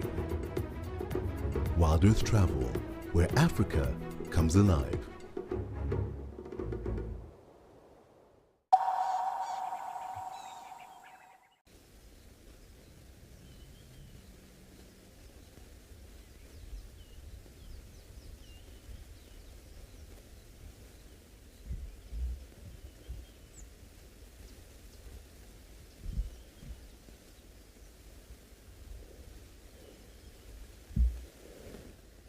So Gerda to myself are down here on Djuma's southern cut line, our southernmost boundary, checking out a tree that is like an apartment complex for birds this morning.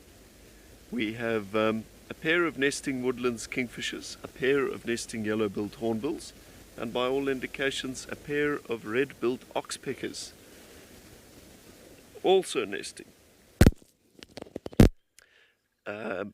It's kind of gone a little bit quiet for a second, but when the male birds return with little morsels for their families, things just kick off here.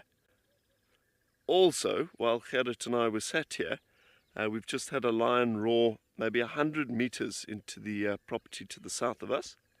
Unfortunately, we don't traverse in there, but I think we are pretty optimally placed to spot this lion if it does pitch up on the road. So yeah, this is looking very promising indeed. I wonder if it's not those missing in Kuhuma females, possibly even a male. Beautiful. There's a little woodlands kingfisher, one of these breeding birds. There's been a bit of conflict.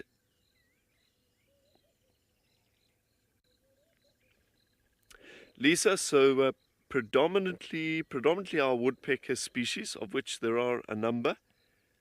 Barbets you may find as well, pecking at holes in trees and kind of creating these chambers. But once the original creator has left, a whole host of other species may come in their wake. That little woodlands is just tucked into a hole there. It's quite cloudy and grey today, so it's a bit tricky to see very easily. It's kind of in the shadow there. But when that vivid turquoise kingfisher comes out, we're bound to get another look. There's a bit of conflict between these birds at the moment. The nests are surprisingly close together.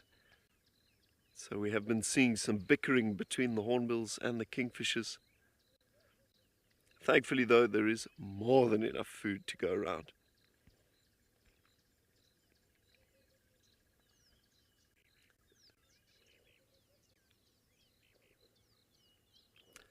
Okay, well, as Gerrit and I hang on in the hopes of maybe seeing a lion down here, otherwise hopefully a bit more activity out of our birds, we're going to send you over to Amy for one last look at Shipondo.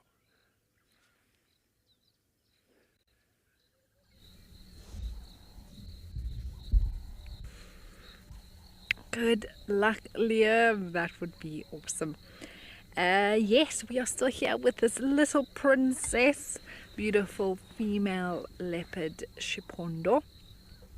And we just wanted you to come back because we're going to have to leave soon. There's another vehicle that wants to have a look at this beautiful girl. Hopefully we might be able to circle back afterwards though. And it's lovely just to see her here out in the open. What an awesome view. You can hear some hardy-dars calling, I think, in the distance.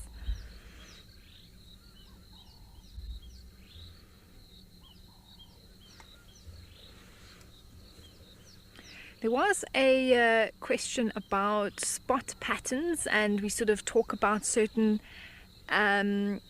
leopards having, different ways that we identify them. We talk about Tlalamba being a 5-5, that's her mom, and that's basically how many dots are on the last line above the whiskers next to the nose. So if we look at this beautiful girl, I'm trying to see, but that piece of bushveld signal grass is just in the way. There we go.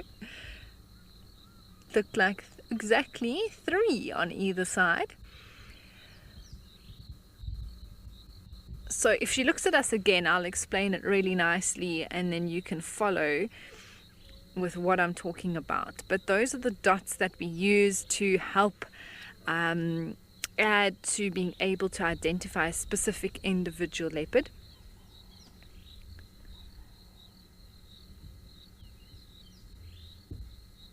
And that's basically on the left and right hand side of the nose, the very last line of dots above the whiskers.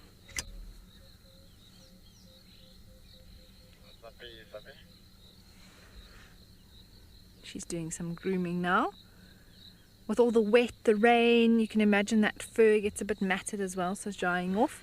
So there we go, look at the left there. I'm coming down from the cut line. Heading south. Confirm what I see from the road. So if you turn down Cheetah Cut Line, head to Central Road Junction, and then if you head west along that road, you'll see me. I'm right in the road. All right, everything. Couple of minutes. Copy that. Gwen, there was a question about when Shaponda would start hunting for herself. So she probably already has started trying to practice her hunting skills, even if it's more in a playful way. Who knows, maybe she's caught something like a spur fowl, maybe she's caught a frog or something like that, or maybe a terrapin, who knows what she's already done. But in terms of taking down something like a small impala or antelope that she would then carry on hunting for the rest of her life, she needs a little bit more time. She might start assisting mom with hunts in the next few months, maybe even ruining them, spoiling them for her. But she's still at the stage where Tlalamba will be out hunting, and Mother Leopard will kill and then come and fetch her and bring her to where the carcass is. Still fully reliant on her mother to provide for her. But leopards have been known to lose their mothers, perhaps sometimes in the past, at around 8 months or so, and then have to be independent and have to try and survive. And that's when they start going for especially things like birds and other ground dwelling animals, maybe even in trees that are easier to come by, just to try and survive. So I suppose in a way she's capable of learning, and if she has to, adapting to providing for herself. But with her mom still alive and well and thriving, she won't have to probably completely hunt for herself until she reaches independence, which is in around another maybe 10 months time, maybe a little bit longer than that, maybe less. But usually females are independent from about 18 months, sometimes 2 years.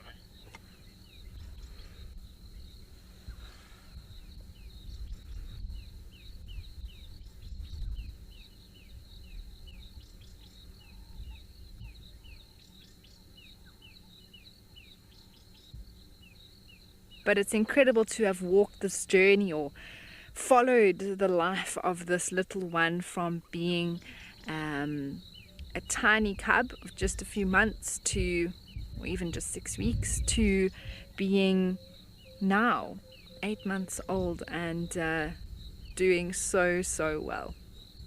We are going to have to leave soon, everyone, but this has been awesome. Like I said, we might actually even be able to come back just now. But of course we want to let everyone who wants to come see this gorgeous girl do that.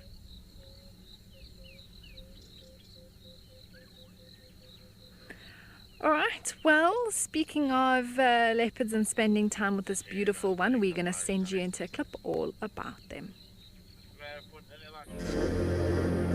The keys to a solitary leopard's survival are territory, food, and mating rights.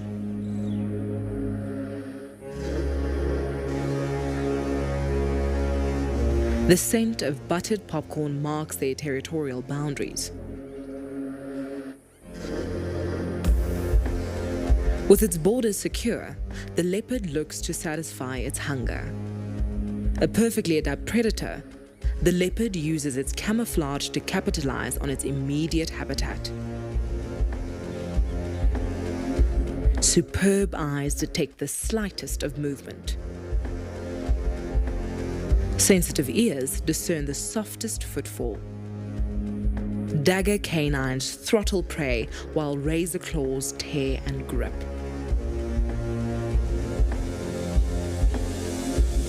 Powerful shoulders and neck muscles allow leopards to hide their kills in trees away from the other predators. If they can, they'll hoist their kills into the safety of a nearby tree's branches. If a kill is left on the ground, thieves are never far off. But trees are not only a good pantry, they are crucial for safety. Wild dogs, hyenas and lions will kill leopards without a second thought. This spotted cat's climbing skills are vital to its survival and predatory success.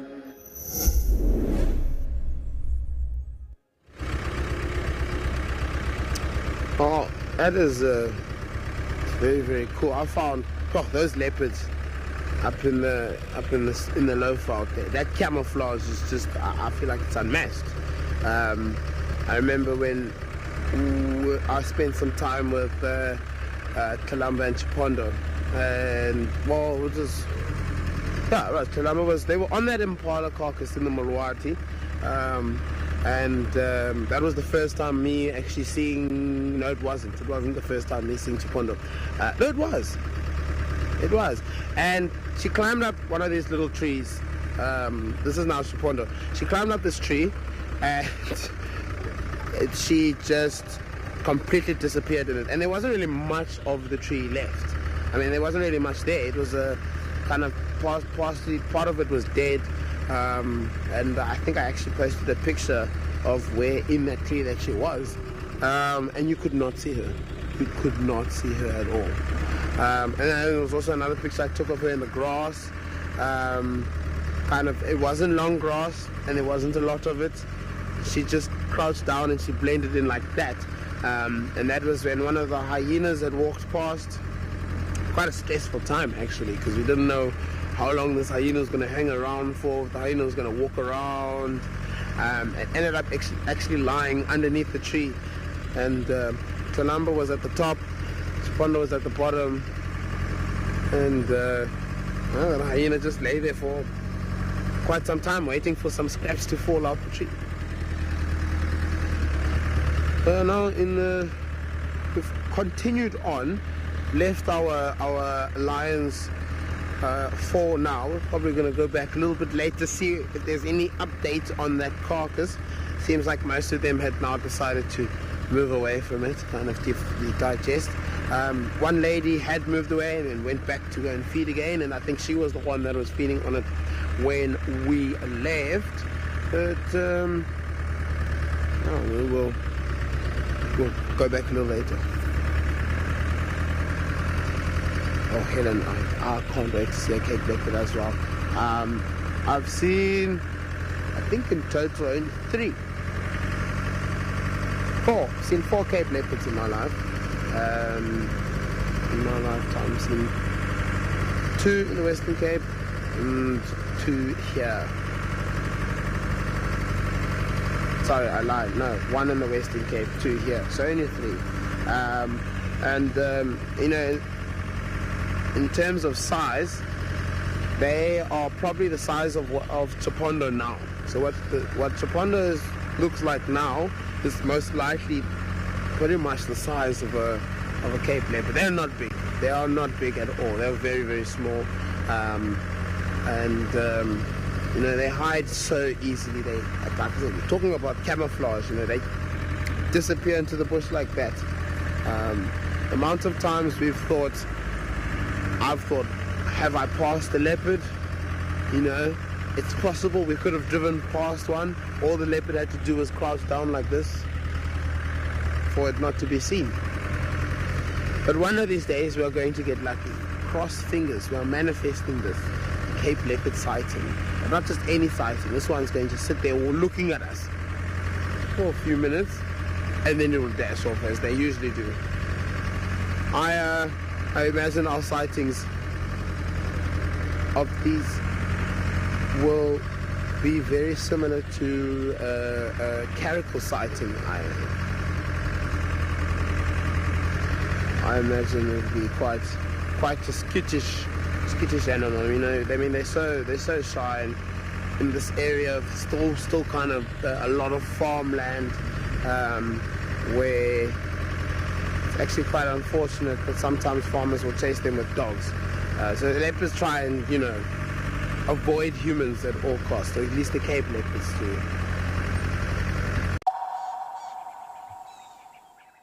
Join me, Andrew Wistenholm, for an indescribable 6-night stay in the beautiful Albany of the Eastern Cape at Amakhala Game Reserve. Now, this trip is going to be action-packed with a lot of storytelling, adventure, as well as the opportunity to make everlasting memories. We'll be exploring the best of Amakhala by staying at 2 luxury lodges, which will be the perfect blend of comfort as well as wilderness. Book your spot today and let's get ready to explore the wild beauty of Amakhala. Become a Wild Earth YouTube member and unlock exclusive bonuses and benefits. Enjoy uninterrupted, ad-free streams so you can stay immersed in nature. Have your burning questions answered first by me or other expert naturalists. Enjoy exclusive access to special broadcasts and videos, and help us to connect people to nature.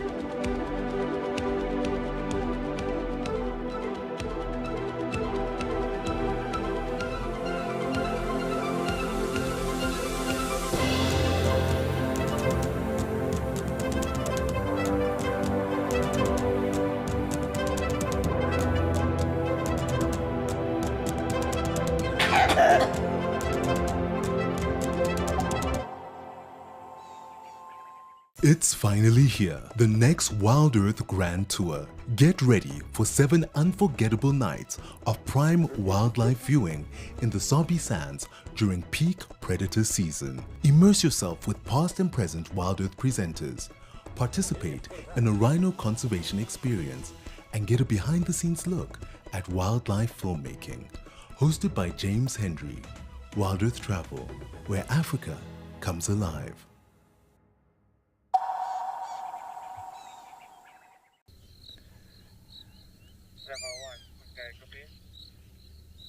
No, I'm not in the sighting, but there is a vehicle in there, so it's a 1-vehicle sighting with Shaponda on her own. But yeah, if you can make your way, then that's cool.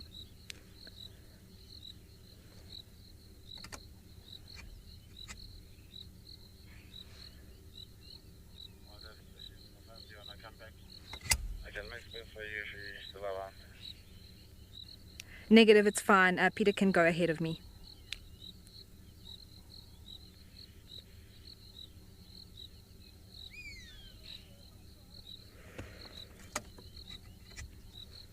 And it's just perched here beautifully on the tree, turning around, looking. You can see how much it can rotate its head there as well, which is pretty impressive.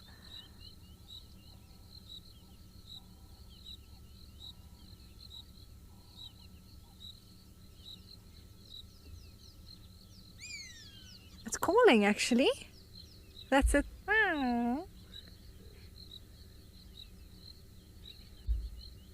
Lily, yes, they are. They naturally occur here, but all through the greater Kruger region. I saw my first lizard buzzard up in northern Kruger, but they can be found all over in the area. Oh wow, look at that. It's fluffing up its feathers.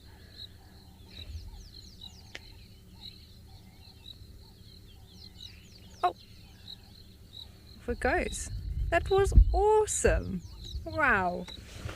I'm so happy to share that with you all. There we go. Lizard Buzzard Live.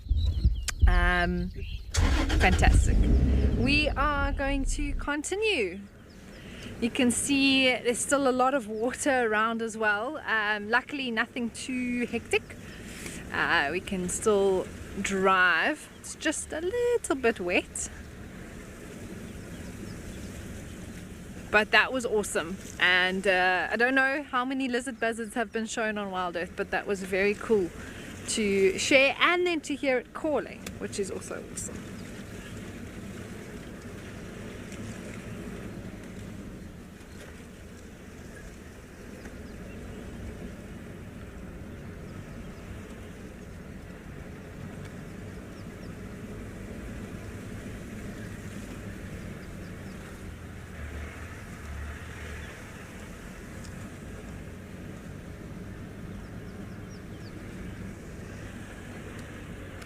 Alright, we are going to continue, see what else we can find, and send you over to Liam to see what he's up to.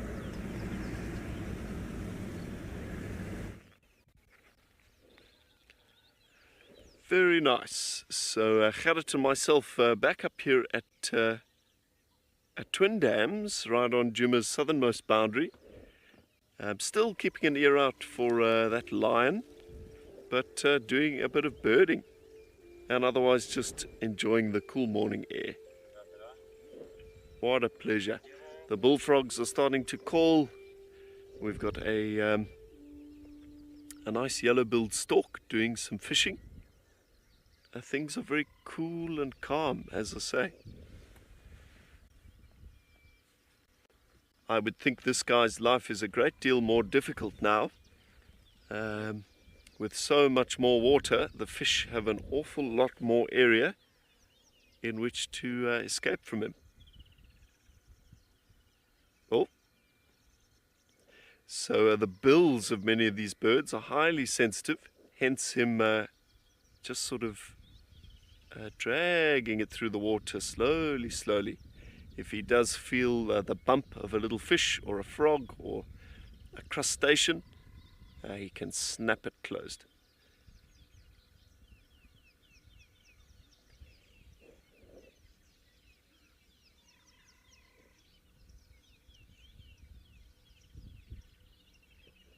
Oh, got one. Yeah, apparently enough tries and you will have some success.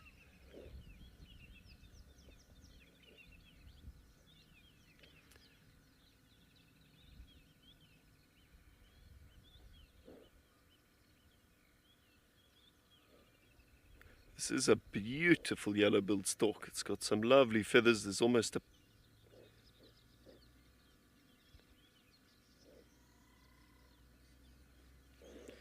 a teeny turner? No, not at all, hey? Fish have a pretty well-defined spawning season, and for many species it is now. Spawns can be triggered by heavy rain when all of the sort of silt is stirred up and the water floods into the grassy verges, offering platforms on which they can release their eggs, and the murky water offers cover for the fry, for the newly hatched fish. Everywhere you look, it is a time of regeneration and a time of plenty.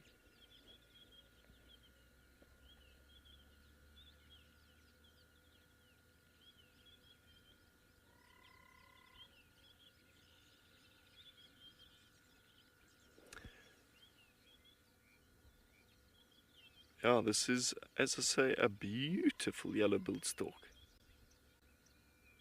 Really nice markings, really sort of slightly pinkish feathers. Just a very healthy looking bird. I wonder if he or she is not starting to come into his or her breeding period as well.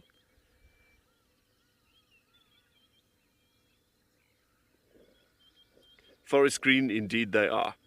So all birds from parrots to eagles to storks to plovers to finches, the upper and lower bill are keratinous. So a very similar substance to your or my fingernails or condensed hair. Very tough stuff.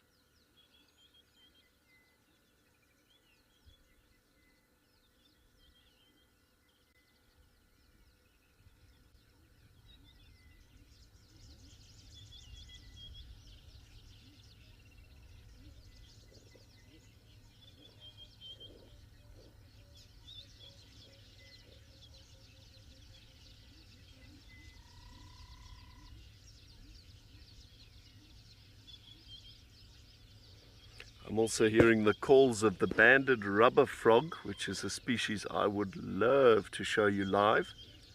It's black and orange, really vivid. I'm sorry there, Gwyn. Please repeat Josh's question there.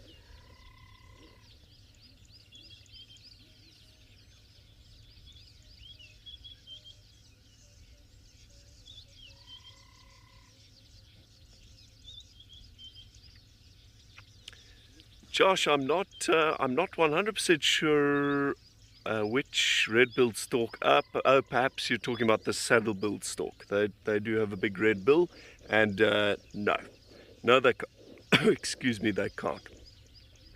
So they are two entirely separate species, and not closely related enough to hybridize. Hybridization is generally only possible when two different animals are very, very closely related. For example, something like a lion and a tiger. But very often nature's way to prevent that getting too out of control is to produce a sterile offspring as a product of that hybridization. Essentially a mule. It kind of prevents, I guess you'd call it, genetic pollution.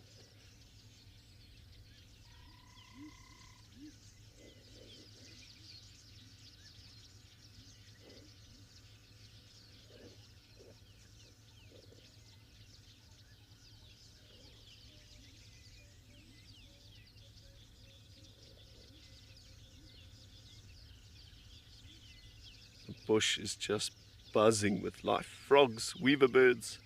Oh, got another one. That is a little tilapia by the looks of things. A very successful group of fish found throughout our waterways here in Africa. Another one. This stalk is on fire.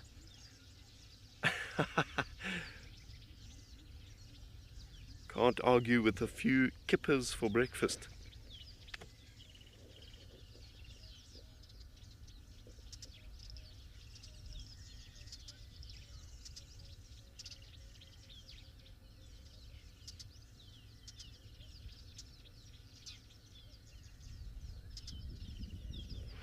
Alrighty, I believe that Chipondo sighting may have slowed down a little bit, and Amy has been given the opportunity to rejoin.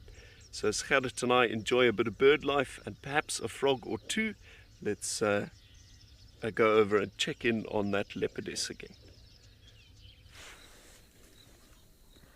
Hello everyone, welcome back. We have managed to spend some more time here with this beautiful little leopard. And while another vehicle is on their way, we thought we'd take advantage of the gap, because why not show you, we don't always get to see leopards every day, although sometimes it does feel like we get to see them every day here in the Sabi Sands. But if there's an opportunity to spend time with one, I am taking it.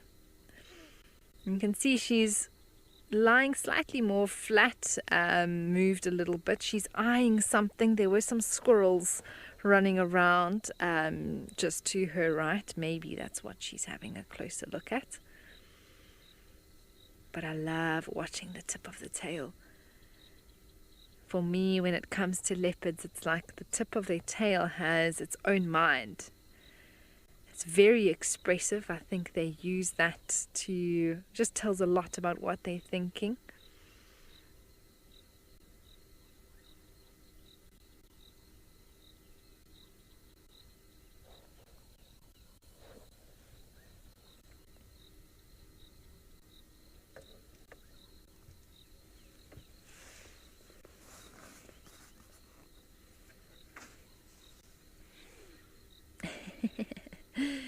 It is amazing how well they can camouflage. I mean, now we can't even see that face. Obviously, the very white legs and underbelly and under the tail does tend to stand out a little bit more, but that golden color blends in really well. Nicole, it's because she's getting older now. She's close to a year in just a few months' time, and she doesn't need to be tucked away anymore. Well, I suppose the longer she's hidden in a den for, the safer she would probably be. But I don't know, maybe mom did stash her under somewhere and she's come out into the open, and as leopards get older they tend to do that and get more comfortable with being out, curious, practice their hunting skills.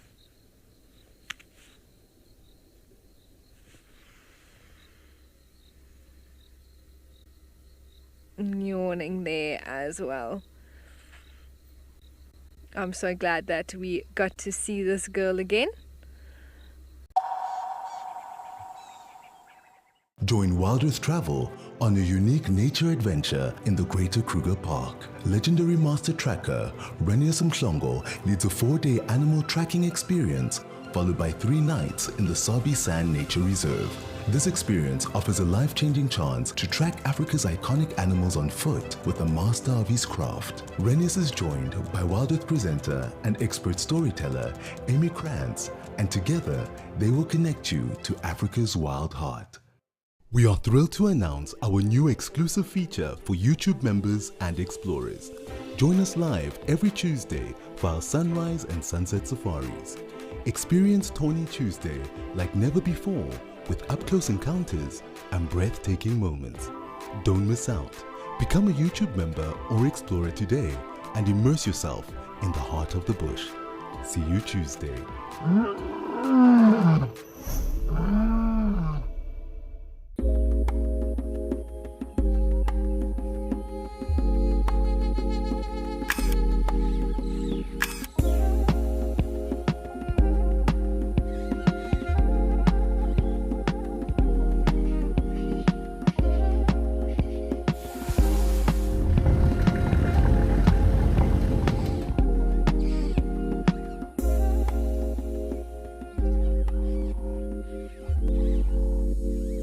We understand that not everybody has got spare pennies to rub together at the end of the month. We're introducing an initiative called Gift an Explorer. So that those with lots of pennies can gift a Wild Earth Explorer access to those with fewer. We're aiming for 250 gifts, but the more the merrier. You can nominate a recipient or keep it anonymous. It's a great way to share the Wild Earth mission with other nature lovers around the world. Wild Earth Travel would like to take you to Namibia and Botswana. Drift over the desert in a hot air balloon, then glide through the lush Okavango Delta in a dugout canoe. This extraordinary journey blends dramatic landscapes with outdoor adventures and unparalleled wildlife encounters. Discover Africa like never before. Book now with Wild Earth Travel, where Africa comes alive.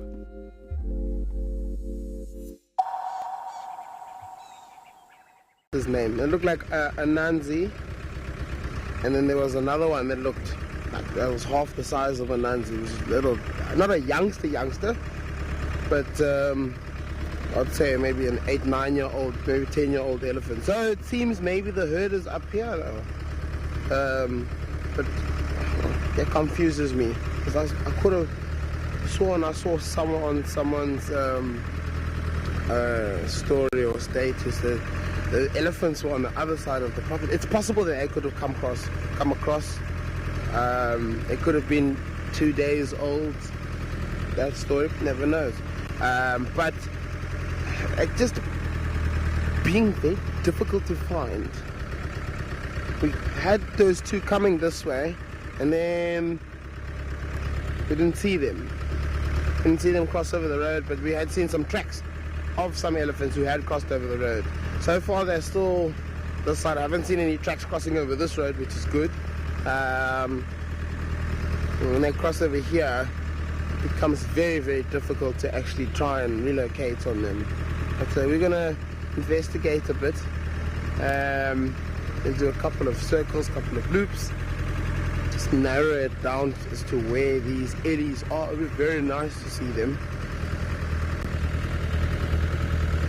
Only kind of sighting that we saw of those two was just backsides, and then they disappeared around the bush.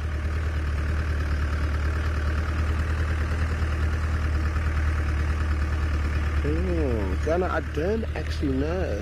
I don't know about the jackal. If you're talking about the first jackal, unfortunately that jackal died, and that was like 4 or 5 months ago already.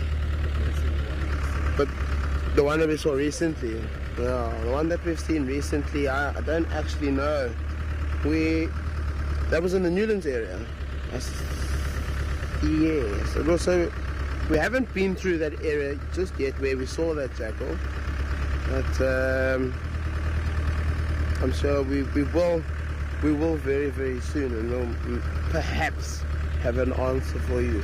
But no, I'm not exactly too sure what's happening with the jackal population. They all seem to be, it definitely seems to be going down, and I'm not sure if it's because of the mange. Haven't really seen it. Haven't seen mange, across the board with other animals. It's just been the jackals, the poor jackals. I mean, we used to see lots of jackals. We used to see them, at least one or two jackals a drive, and it just hasn't happened. I mean, the jackal pups that we went to go and see, sort of November, December. They were very, very skittish. We only really saw them once or twice, and then we didn't see them again, which is normally unheard of. You normally get to see the jackal pups again running around. They're usually not too worried about us. But these ones in particular, were not having it.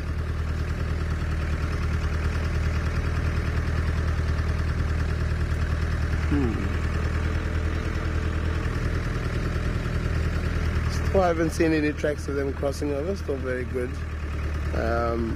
Wonder. We're going to go down a road very soon now that's going to take us that way, and we'll have an idea as to if they've crossed over then.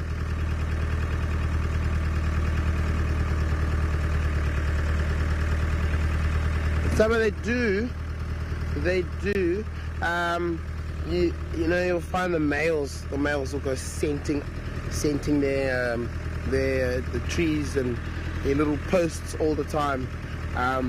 You'll find wherever we find our three amigos, wherever they lie down and rest, they'll always scent mark there. There's always some place where one goes, the other one goes after, and then the last one is right behind the other two. I remember there was one corner where they used to live in this corner. They would leave the corner only to go and make a kill and go straight back to the corner. They scent marked on a little shrub, probably nothing too big, fairly smallish, I'd probably say it's probably like a shrub about that size of this thing. So very, very small, and they nearly kill that poor tree. I think it's just too many times that they kept going back and scent marking the exact same spot. But the tree, part of the tree actually started to die. You could see the brown leaves, the branch. It wasn't healthy anymore. And that comes from urine. Urine is very strong, very acidic. It's not designed for plants. Plants don't do well with a high urine content around them.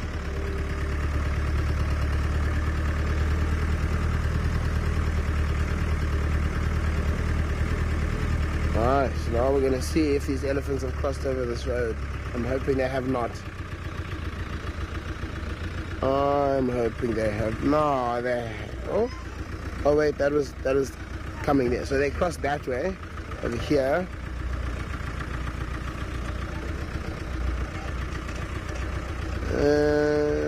This is also coming from one of the pans. This is one of the dams. Twin dams. There's two of them. One here and there's another one up, just further up above it.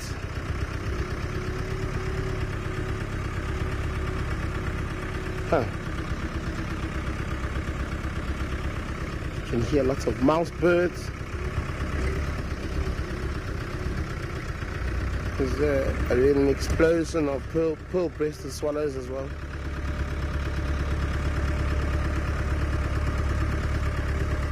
Oh, Anna Marie, I can't wait. I can't wait. Yeah, I kind of did miss the elephants. Did miss the elephants. Let's see.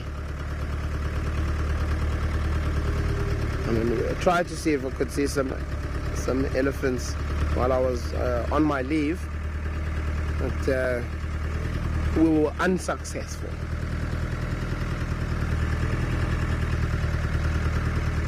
So far, have not seen any tracks crossing over that direction. So it could well still be in this block.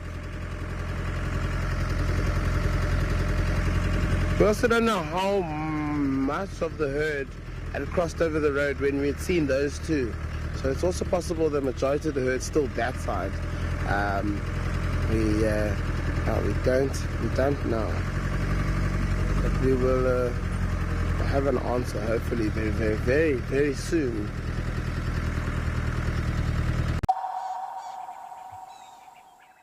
Seven nights on safari during the magnificent green season.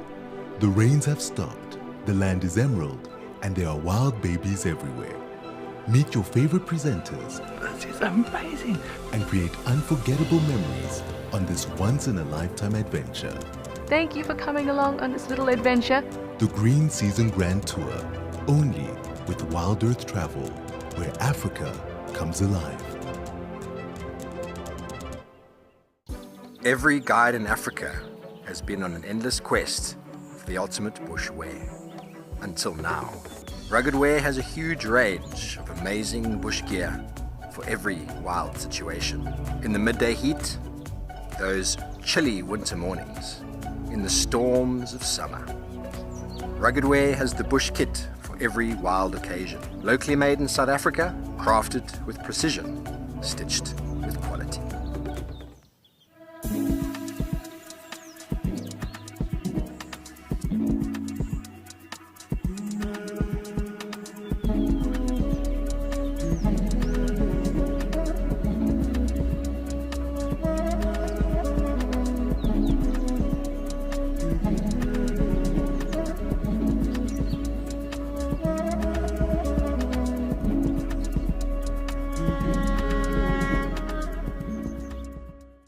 Join the Wild Earth Explorers program and connect with a community passionate about wildlife.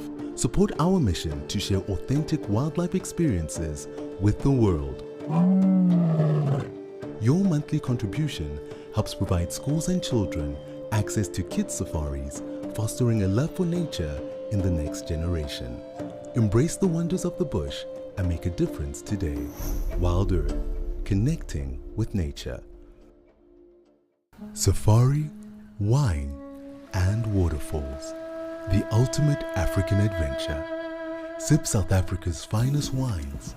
Experience a world-class safari among Africa's iconic wildlife.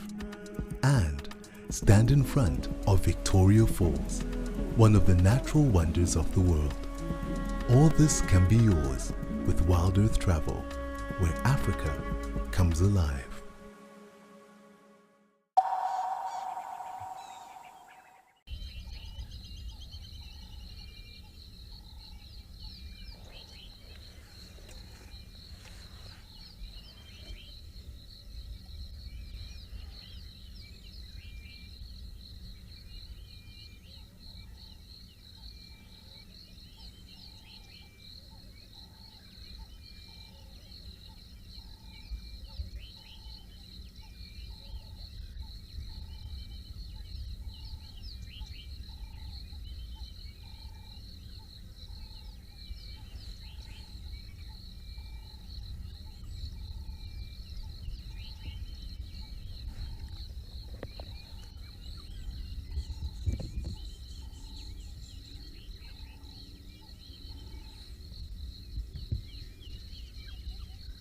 How peaceful is that? Just beautiful.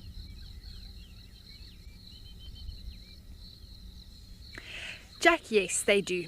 In terms, not so much the life expectancy of an Egyptian goose is the same, whether they're gosling into an adult, but the survival rate, I think maybe what you are referring to, is low.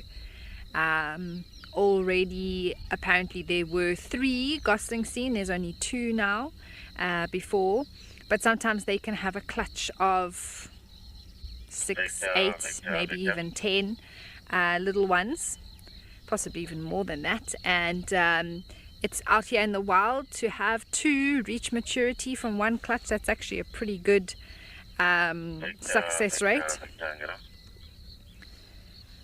So we'll have to keep monitoring this little family, see if these 2 get bigger. I love how they shake their tail feathers. Let me just see if I can actually check if there's any info for an exact survival rate or breeding success rate for the Egyptian goose.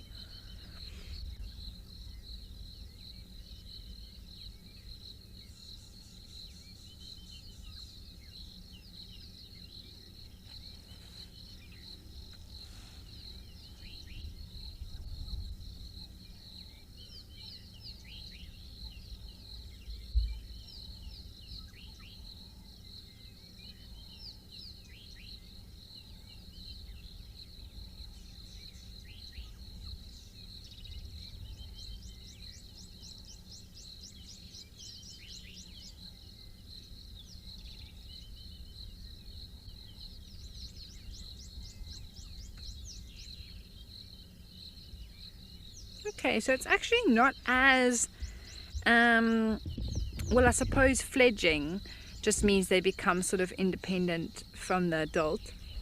And that's in a study that was done of 106 young born in 13 different clutches. There was an 86 survived, so that was an 81% of the goslings reached sort of a fledging age.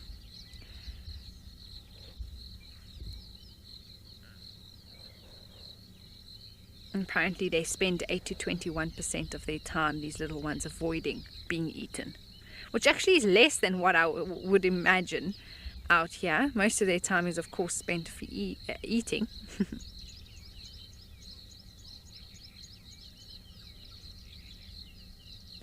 I suppose it's because what they eat is so common, and what they eat is usually grass. So it's something that is available all over the world in many, many, many different habitats.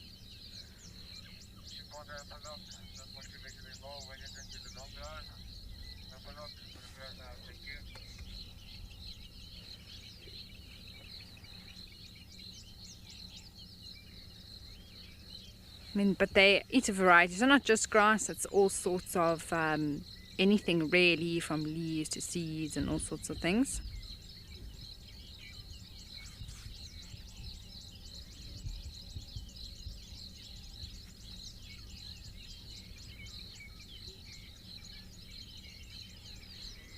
So I think it's their adaptability that makes them survive in so many different habitats.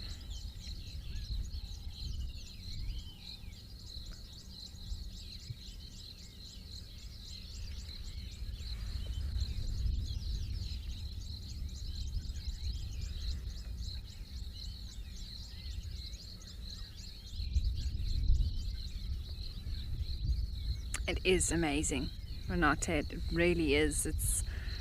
I've never seen Buffelshoek so full that I can remember.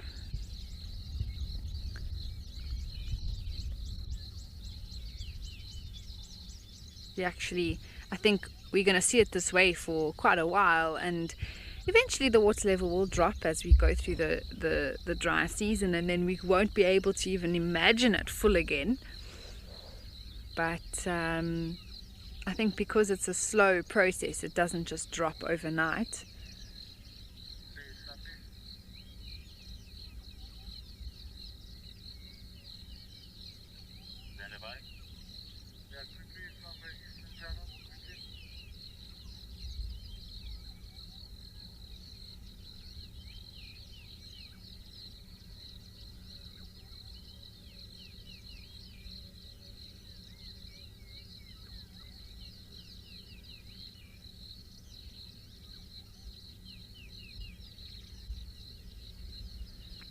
Quinn's directing us this morning is asking, because it's so full now, if there'll be more fish around. I think that's very possible. I think that fish thrive, of course, when there's more water. We just did see a lot of fish dying and being eaten when it was so dry. Buffelshoek Dam, though, however, I think population was pretty strong. They didn't lose all its water, unlike another waterhole close to Camp Kodgari Dam, which literally went from 0 to 100 in 3 hours, percentage-wise. And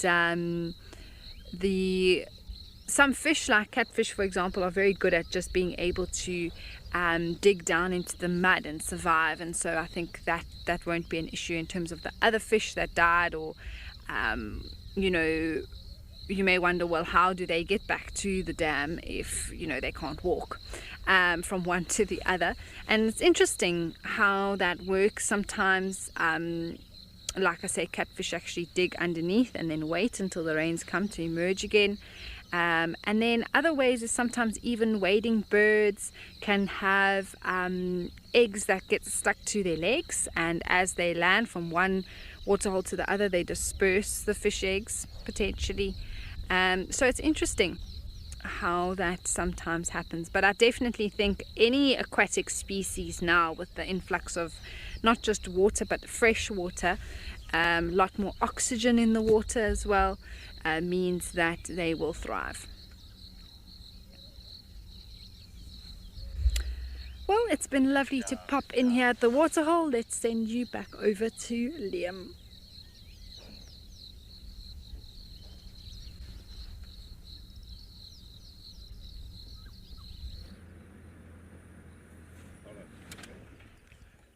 Wow, that is quite a scene if he hangs around, which he's not going to. A very large male chakma baboon. He's kind of sitting lower in the tree. Let's come forward. These baboons seem to have quite an instinctive distrust for us as people, but that is one large primate right there. A bit tricky to make out the detail. Oh, he's being joined by one of his kids. Oh, got a bit of a fright. Without doubt, as the marula crop comes in, and we're going to see more and more activity for these baboons. As much as I don't like to have them kind of in very close proximity to our camp, they can be very destructive. They're very intelligent, very powerful. Viewing them out in nature is a pretty cool thing. They are real characters. As I say though, here in the Sabi Sand, they will only let us view them from a serious distance.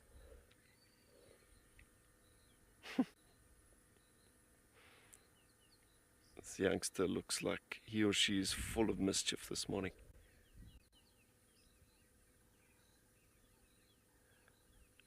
And it's not only these two. I'm seeing leaves rustling all over the place. There are other baboons here, but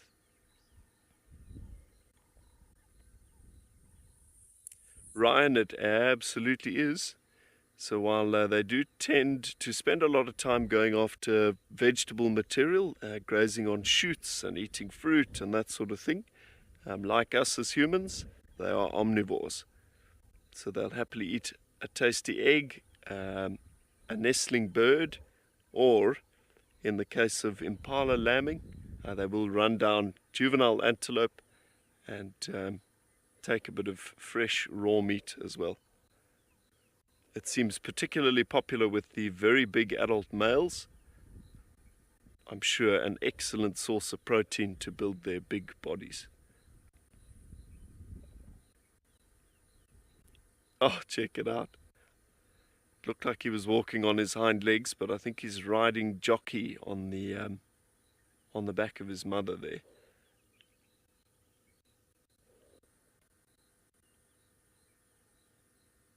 As I say, reasonably tricky viewing from long distance.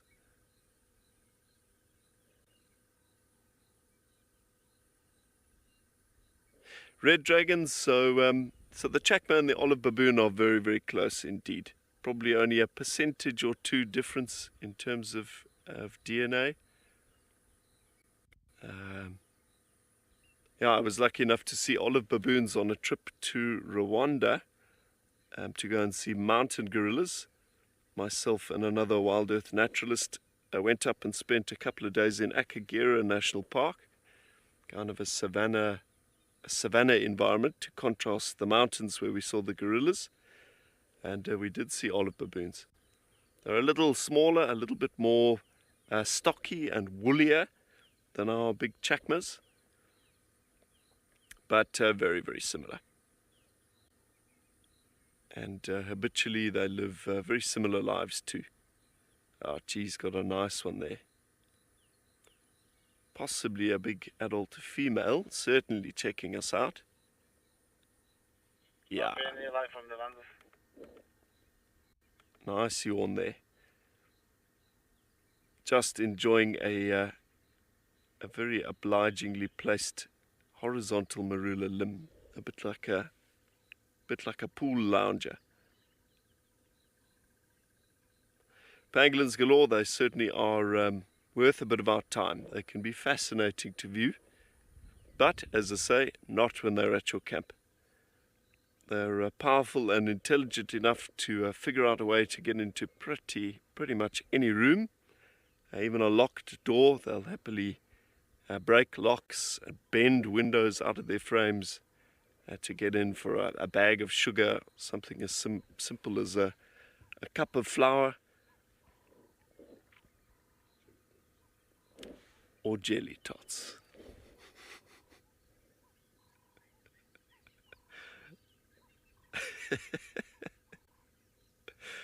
Whoa, big boy. This is without a doubt one of the lead males for this group. Baboon society is controlled by a gang of adult males that are constantly warring with one another for pole position. But one rule of baboon society that adult males will use to their advantage is that no baboon is allowed to be violent with another baboon, provided it's got a baby with it. So if a male is feeling a bit persecuted, he will from time to time kidnap the screaming infant off of the back of one of his females, lovely yawn there, and use it almost as a human shield. Genius.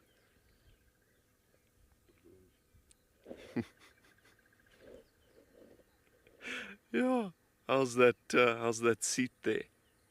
Got his feet propped up, a prime view on his territory, on his females.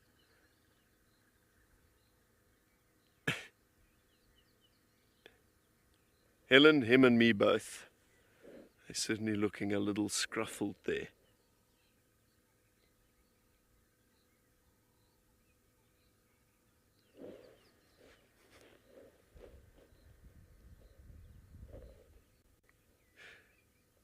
That is one big primate though.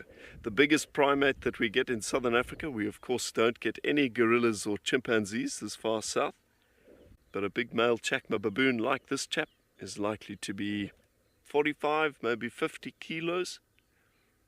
His muscle fibers are also reckoned to be 7 times denser than a very healthy human being's, making this chap super powerful.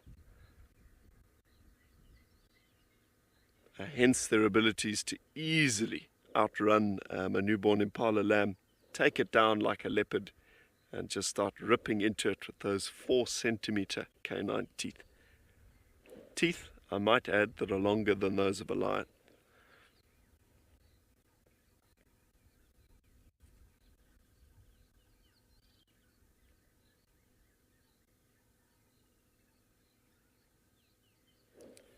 And to add to all of that, he also has a pair of eyes which have evolved stereoscopic vision. So unbelievably detailed. He sees three-dimensional detail, and that eyesight gives him the ability to plan an ascent into a tree in 3D. So they're fast, they're agile, and they see in color as well. Almost impossible to sneak up on a baboon.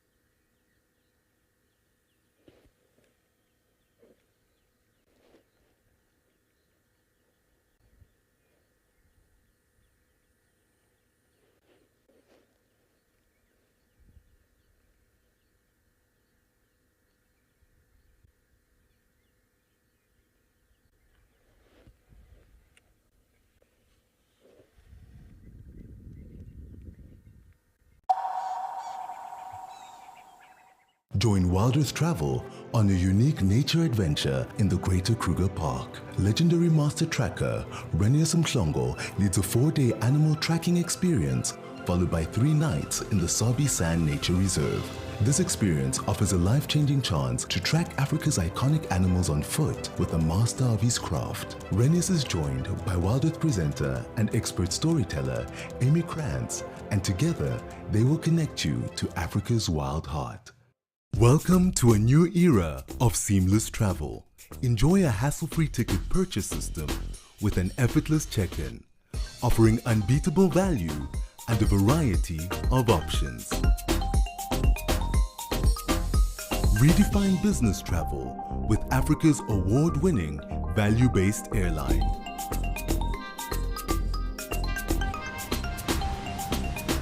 FastJet, value, choice, flexibility.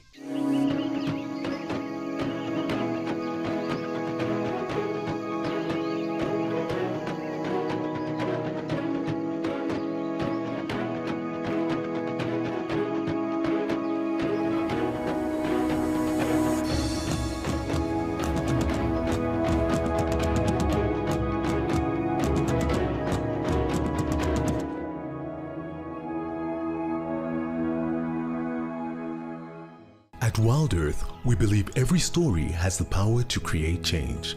That's why we've launched the Wild Earth Impact Foundation, a non-profit dedicated to conservation and social impact.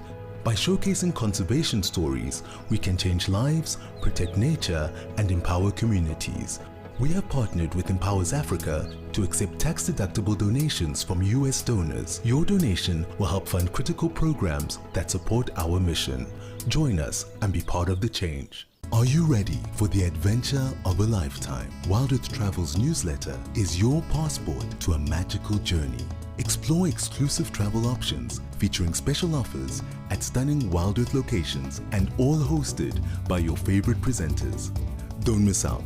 Head over to our website and subscribe to the Wild Earth Travel newsletter today and stay in the know on all our unforgettable adventures. Wild Earth Travel, where Africa comes alive.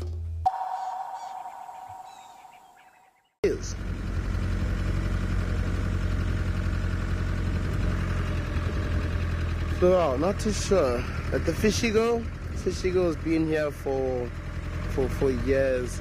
Now that kind of the water levels in the river have died, well, not died, have basically died down. You know, there's not obviously not as much fish for them left, but they won't eat just fish. They'll eat other things. Funny enough, I've seen a fish eagle feeding. I'm pretty sure it was either a heron or an egret of some form. This was down at the coastline. Never, and this was like maybe about 4, 5, 6 years ago, maybe. It was quite a sight. I've never seen anything like that before, nor expected anything like that would happen. But now, I mean, it's understandable. You know when that fish eagle's flying around because all of the birds, all of the aquatic birds are flying, making noises. So the herons have taken off, the egrets have taken off. You know, the sandpipers, the green shanks, you know, everything. They're all making noise, and the plovers. And it's especially in an estuary environment where there's lots of those birds.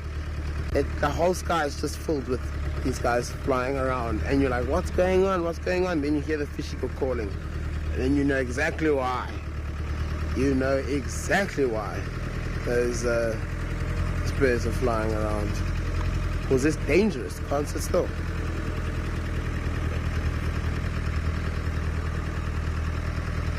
But I'm waiting to see our common buzzards. Suppose we have our common buzzards here, and I haven't seen one. Also, the forest buzzard also comes here every now and then, and that one has also evaded us. Well, we're going to send you to Amy, who's doing some birding. We're going to continue.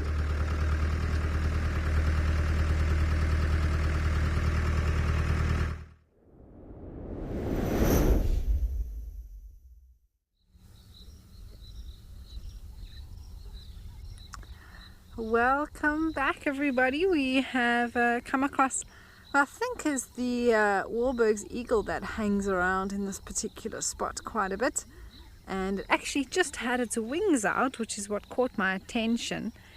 Everything is drying out, the sun is shining, you can see the blue sky behind there, and boy is it hot. We felt the sun on our skin, and it really was just it seemed to get warmer by about 10 degrees in a moment.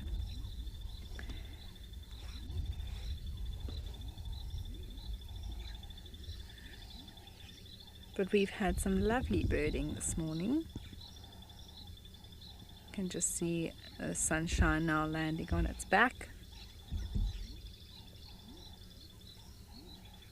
And if you cast your mind back to the beginning of the show where we had that steppe eagle, or a much larger brown eagle, how much heavier that bill or beak was. This is a lot more, not as thick, I think would be the word, not as long. It's a smaller bird, so less powerful.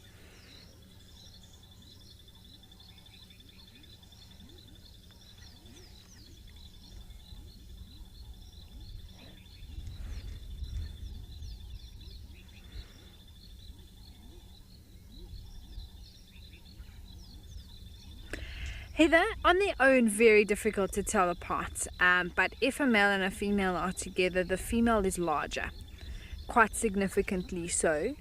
Also, interestingly enough, one of the pairs that are currently breeding on Djuma, the female is a pale morph, so that makes it even easier to tell them apart.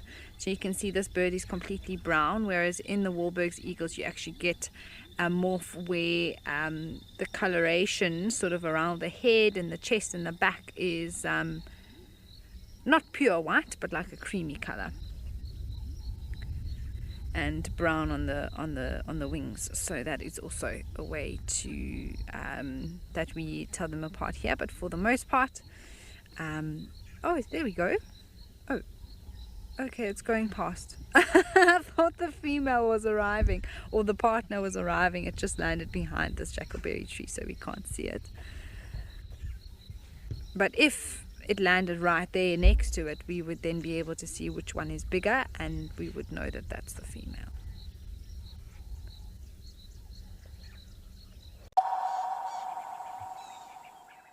Experience the magic of the wild on an unforgettable 4-night safari at Mabula Nature Reserve, hosted by the one and only Stephen Falconbridge. With Steve as your private guide, you'll gain incredible insights into Africa's wildlife, leaving with knowledge and memories to last a lifetime. Get hands-on with conservation, track elusive cheetahs, and even take to the skies on a hot air balloon ride. Wild Earth Travel, where Africa comes alive. Become a Wild Earth YouTube member today and unlock extras and bonuses, like ad-free streams so you can stay immersed in your safari without any interruption.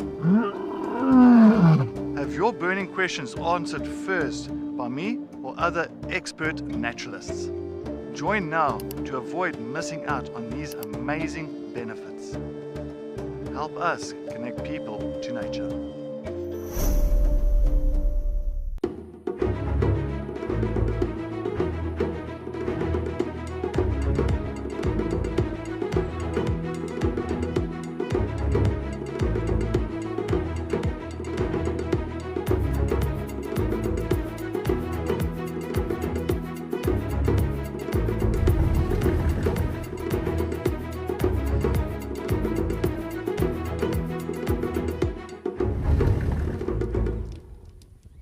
Come with us on a beautiful wildlife journey with Safari Spotlight. 4 unique South African locations, countless unforgettable moments, jam-packed with exhilarating and inspiring wildlife sightings, bringing you intimate and exciting virtual safaris. And it jumped up like this and shimmied all the way up. Enjoy jaw-dropping moments as we tell authentic conservation stories. Safari Spotlight is your ticket into the heart of the African wild. We have some exciting news for our Wild Earth travelers. Book a trip to any of our locations through Wild Earth Travel and you'll get an exclusive dinner with one of our expert guides. Imagine dining under the stars and sharing stories with your favorite Wild Earth presenter. It's the perfect bonus to your dream safari. Wild Earth Travel, where Africa comes alive.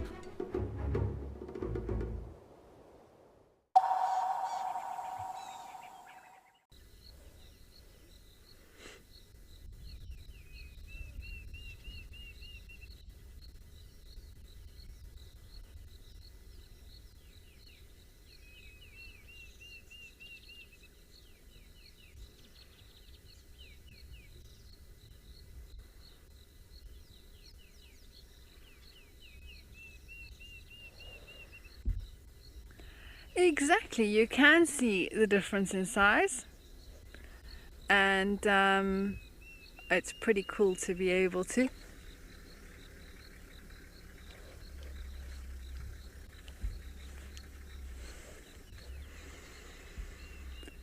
It's not quite as apparent from this particular spot, I must say, the size, just because I think of the distance. She's like, come on, I'm waiting.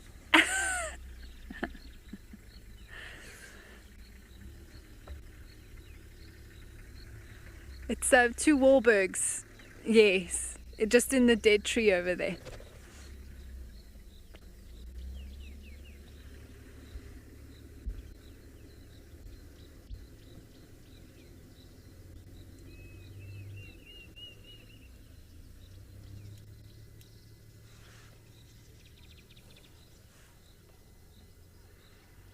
Now it's his turn.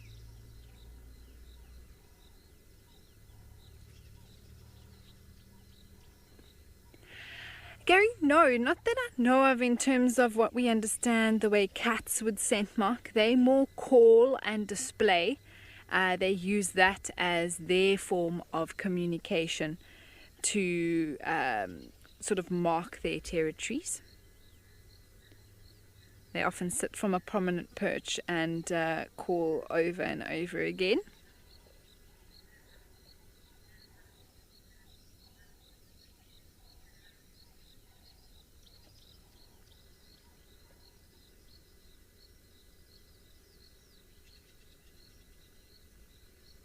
But perhaps there is also a chemical component in terms of where they defecate repeatedly that could also be part of it for certain species.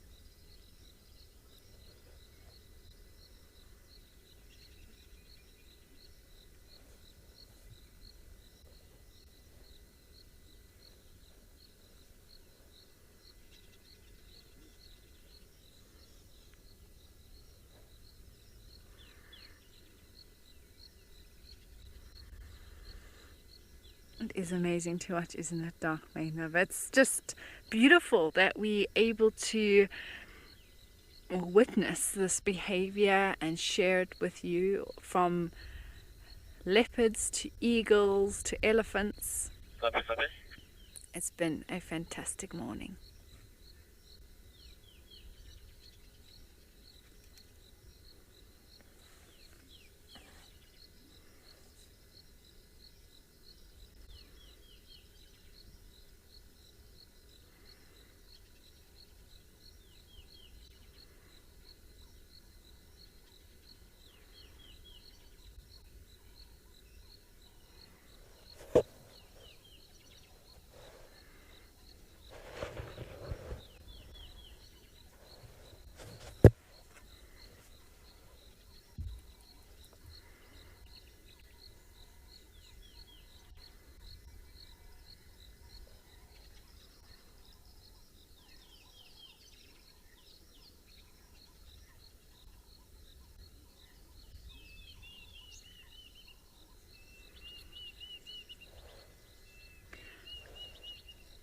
Well, this was very special. I'm so glad we could show it to you. What an awesome sighting.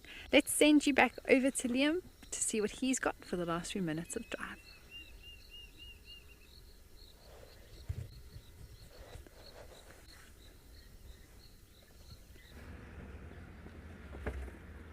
Cool. Well, yeah, we don't have anything really to speak of at this present moment. Just doing a nice, slow, steady bumble back to camp for a bit of brekkie. I do see a big warthog over there, but experience tells me to never trust a warthog. Unless it's really standing still, we might get it. The sun is out. Things are really hotting up here on Djuma. And that's an extremely good thing, because that sun is going to dry these roads up beautifully, opening things up nicely for us. Okay, well, a brief look at that warthog. It was a very large one, but no matter. As I say, the sun is going to dry out our muddiest of roads, giving us more and more room to explore. Even this morning, things are vastly improved. Gerrit and I have been to a couple of spots we certainly couldn't go yesterday, so we are eager to get going this afternoon. And there are reports that those lion roars that we heard were from a couple of males, so I'm crossing fingers.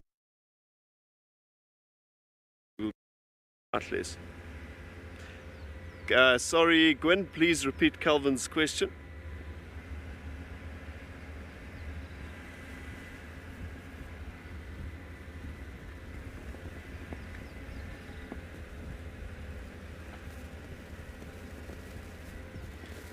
Oh, Calvin, anything is possible. A last minute leopard would be lekker, but it would have to be very last minute. Again.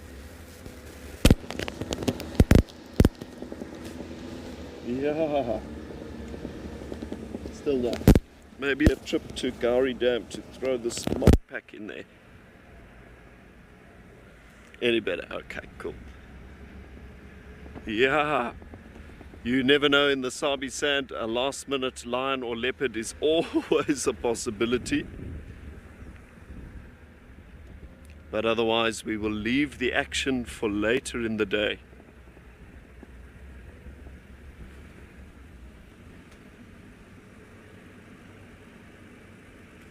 Ruby Emerald, the pleasure is all ours. It has been an interesting little morning. Just pulling over to check out some lion tracks. Not the freshest looking though. But we are fast approaching the close of drive for the morning. Thanks to all of you who took the time to jump on board this largest safari vehicle in the world. And as ever, the adventure continues with the sunset safari a little bit later this afternoon.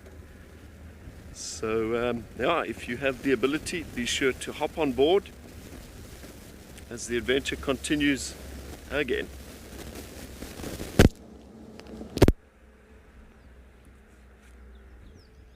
Azul, the pleasure is ours. Happy to have had you with us. Yeah, fingers crossed for those Mati Matle males a little bit later. Mother Nature, if you're listening.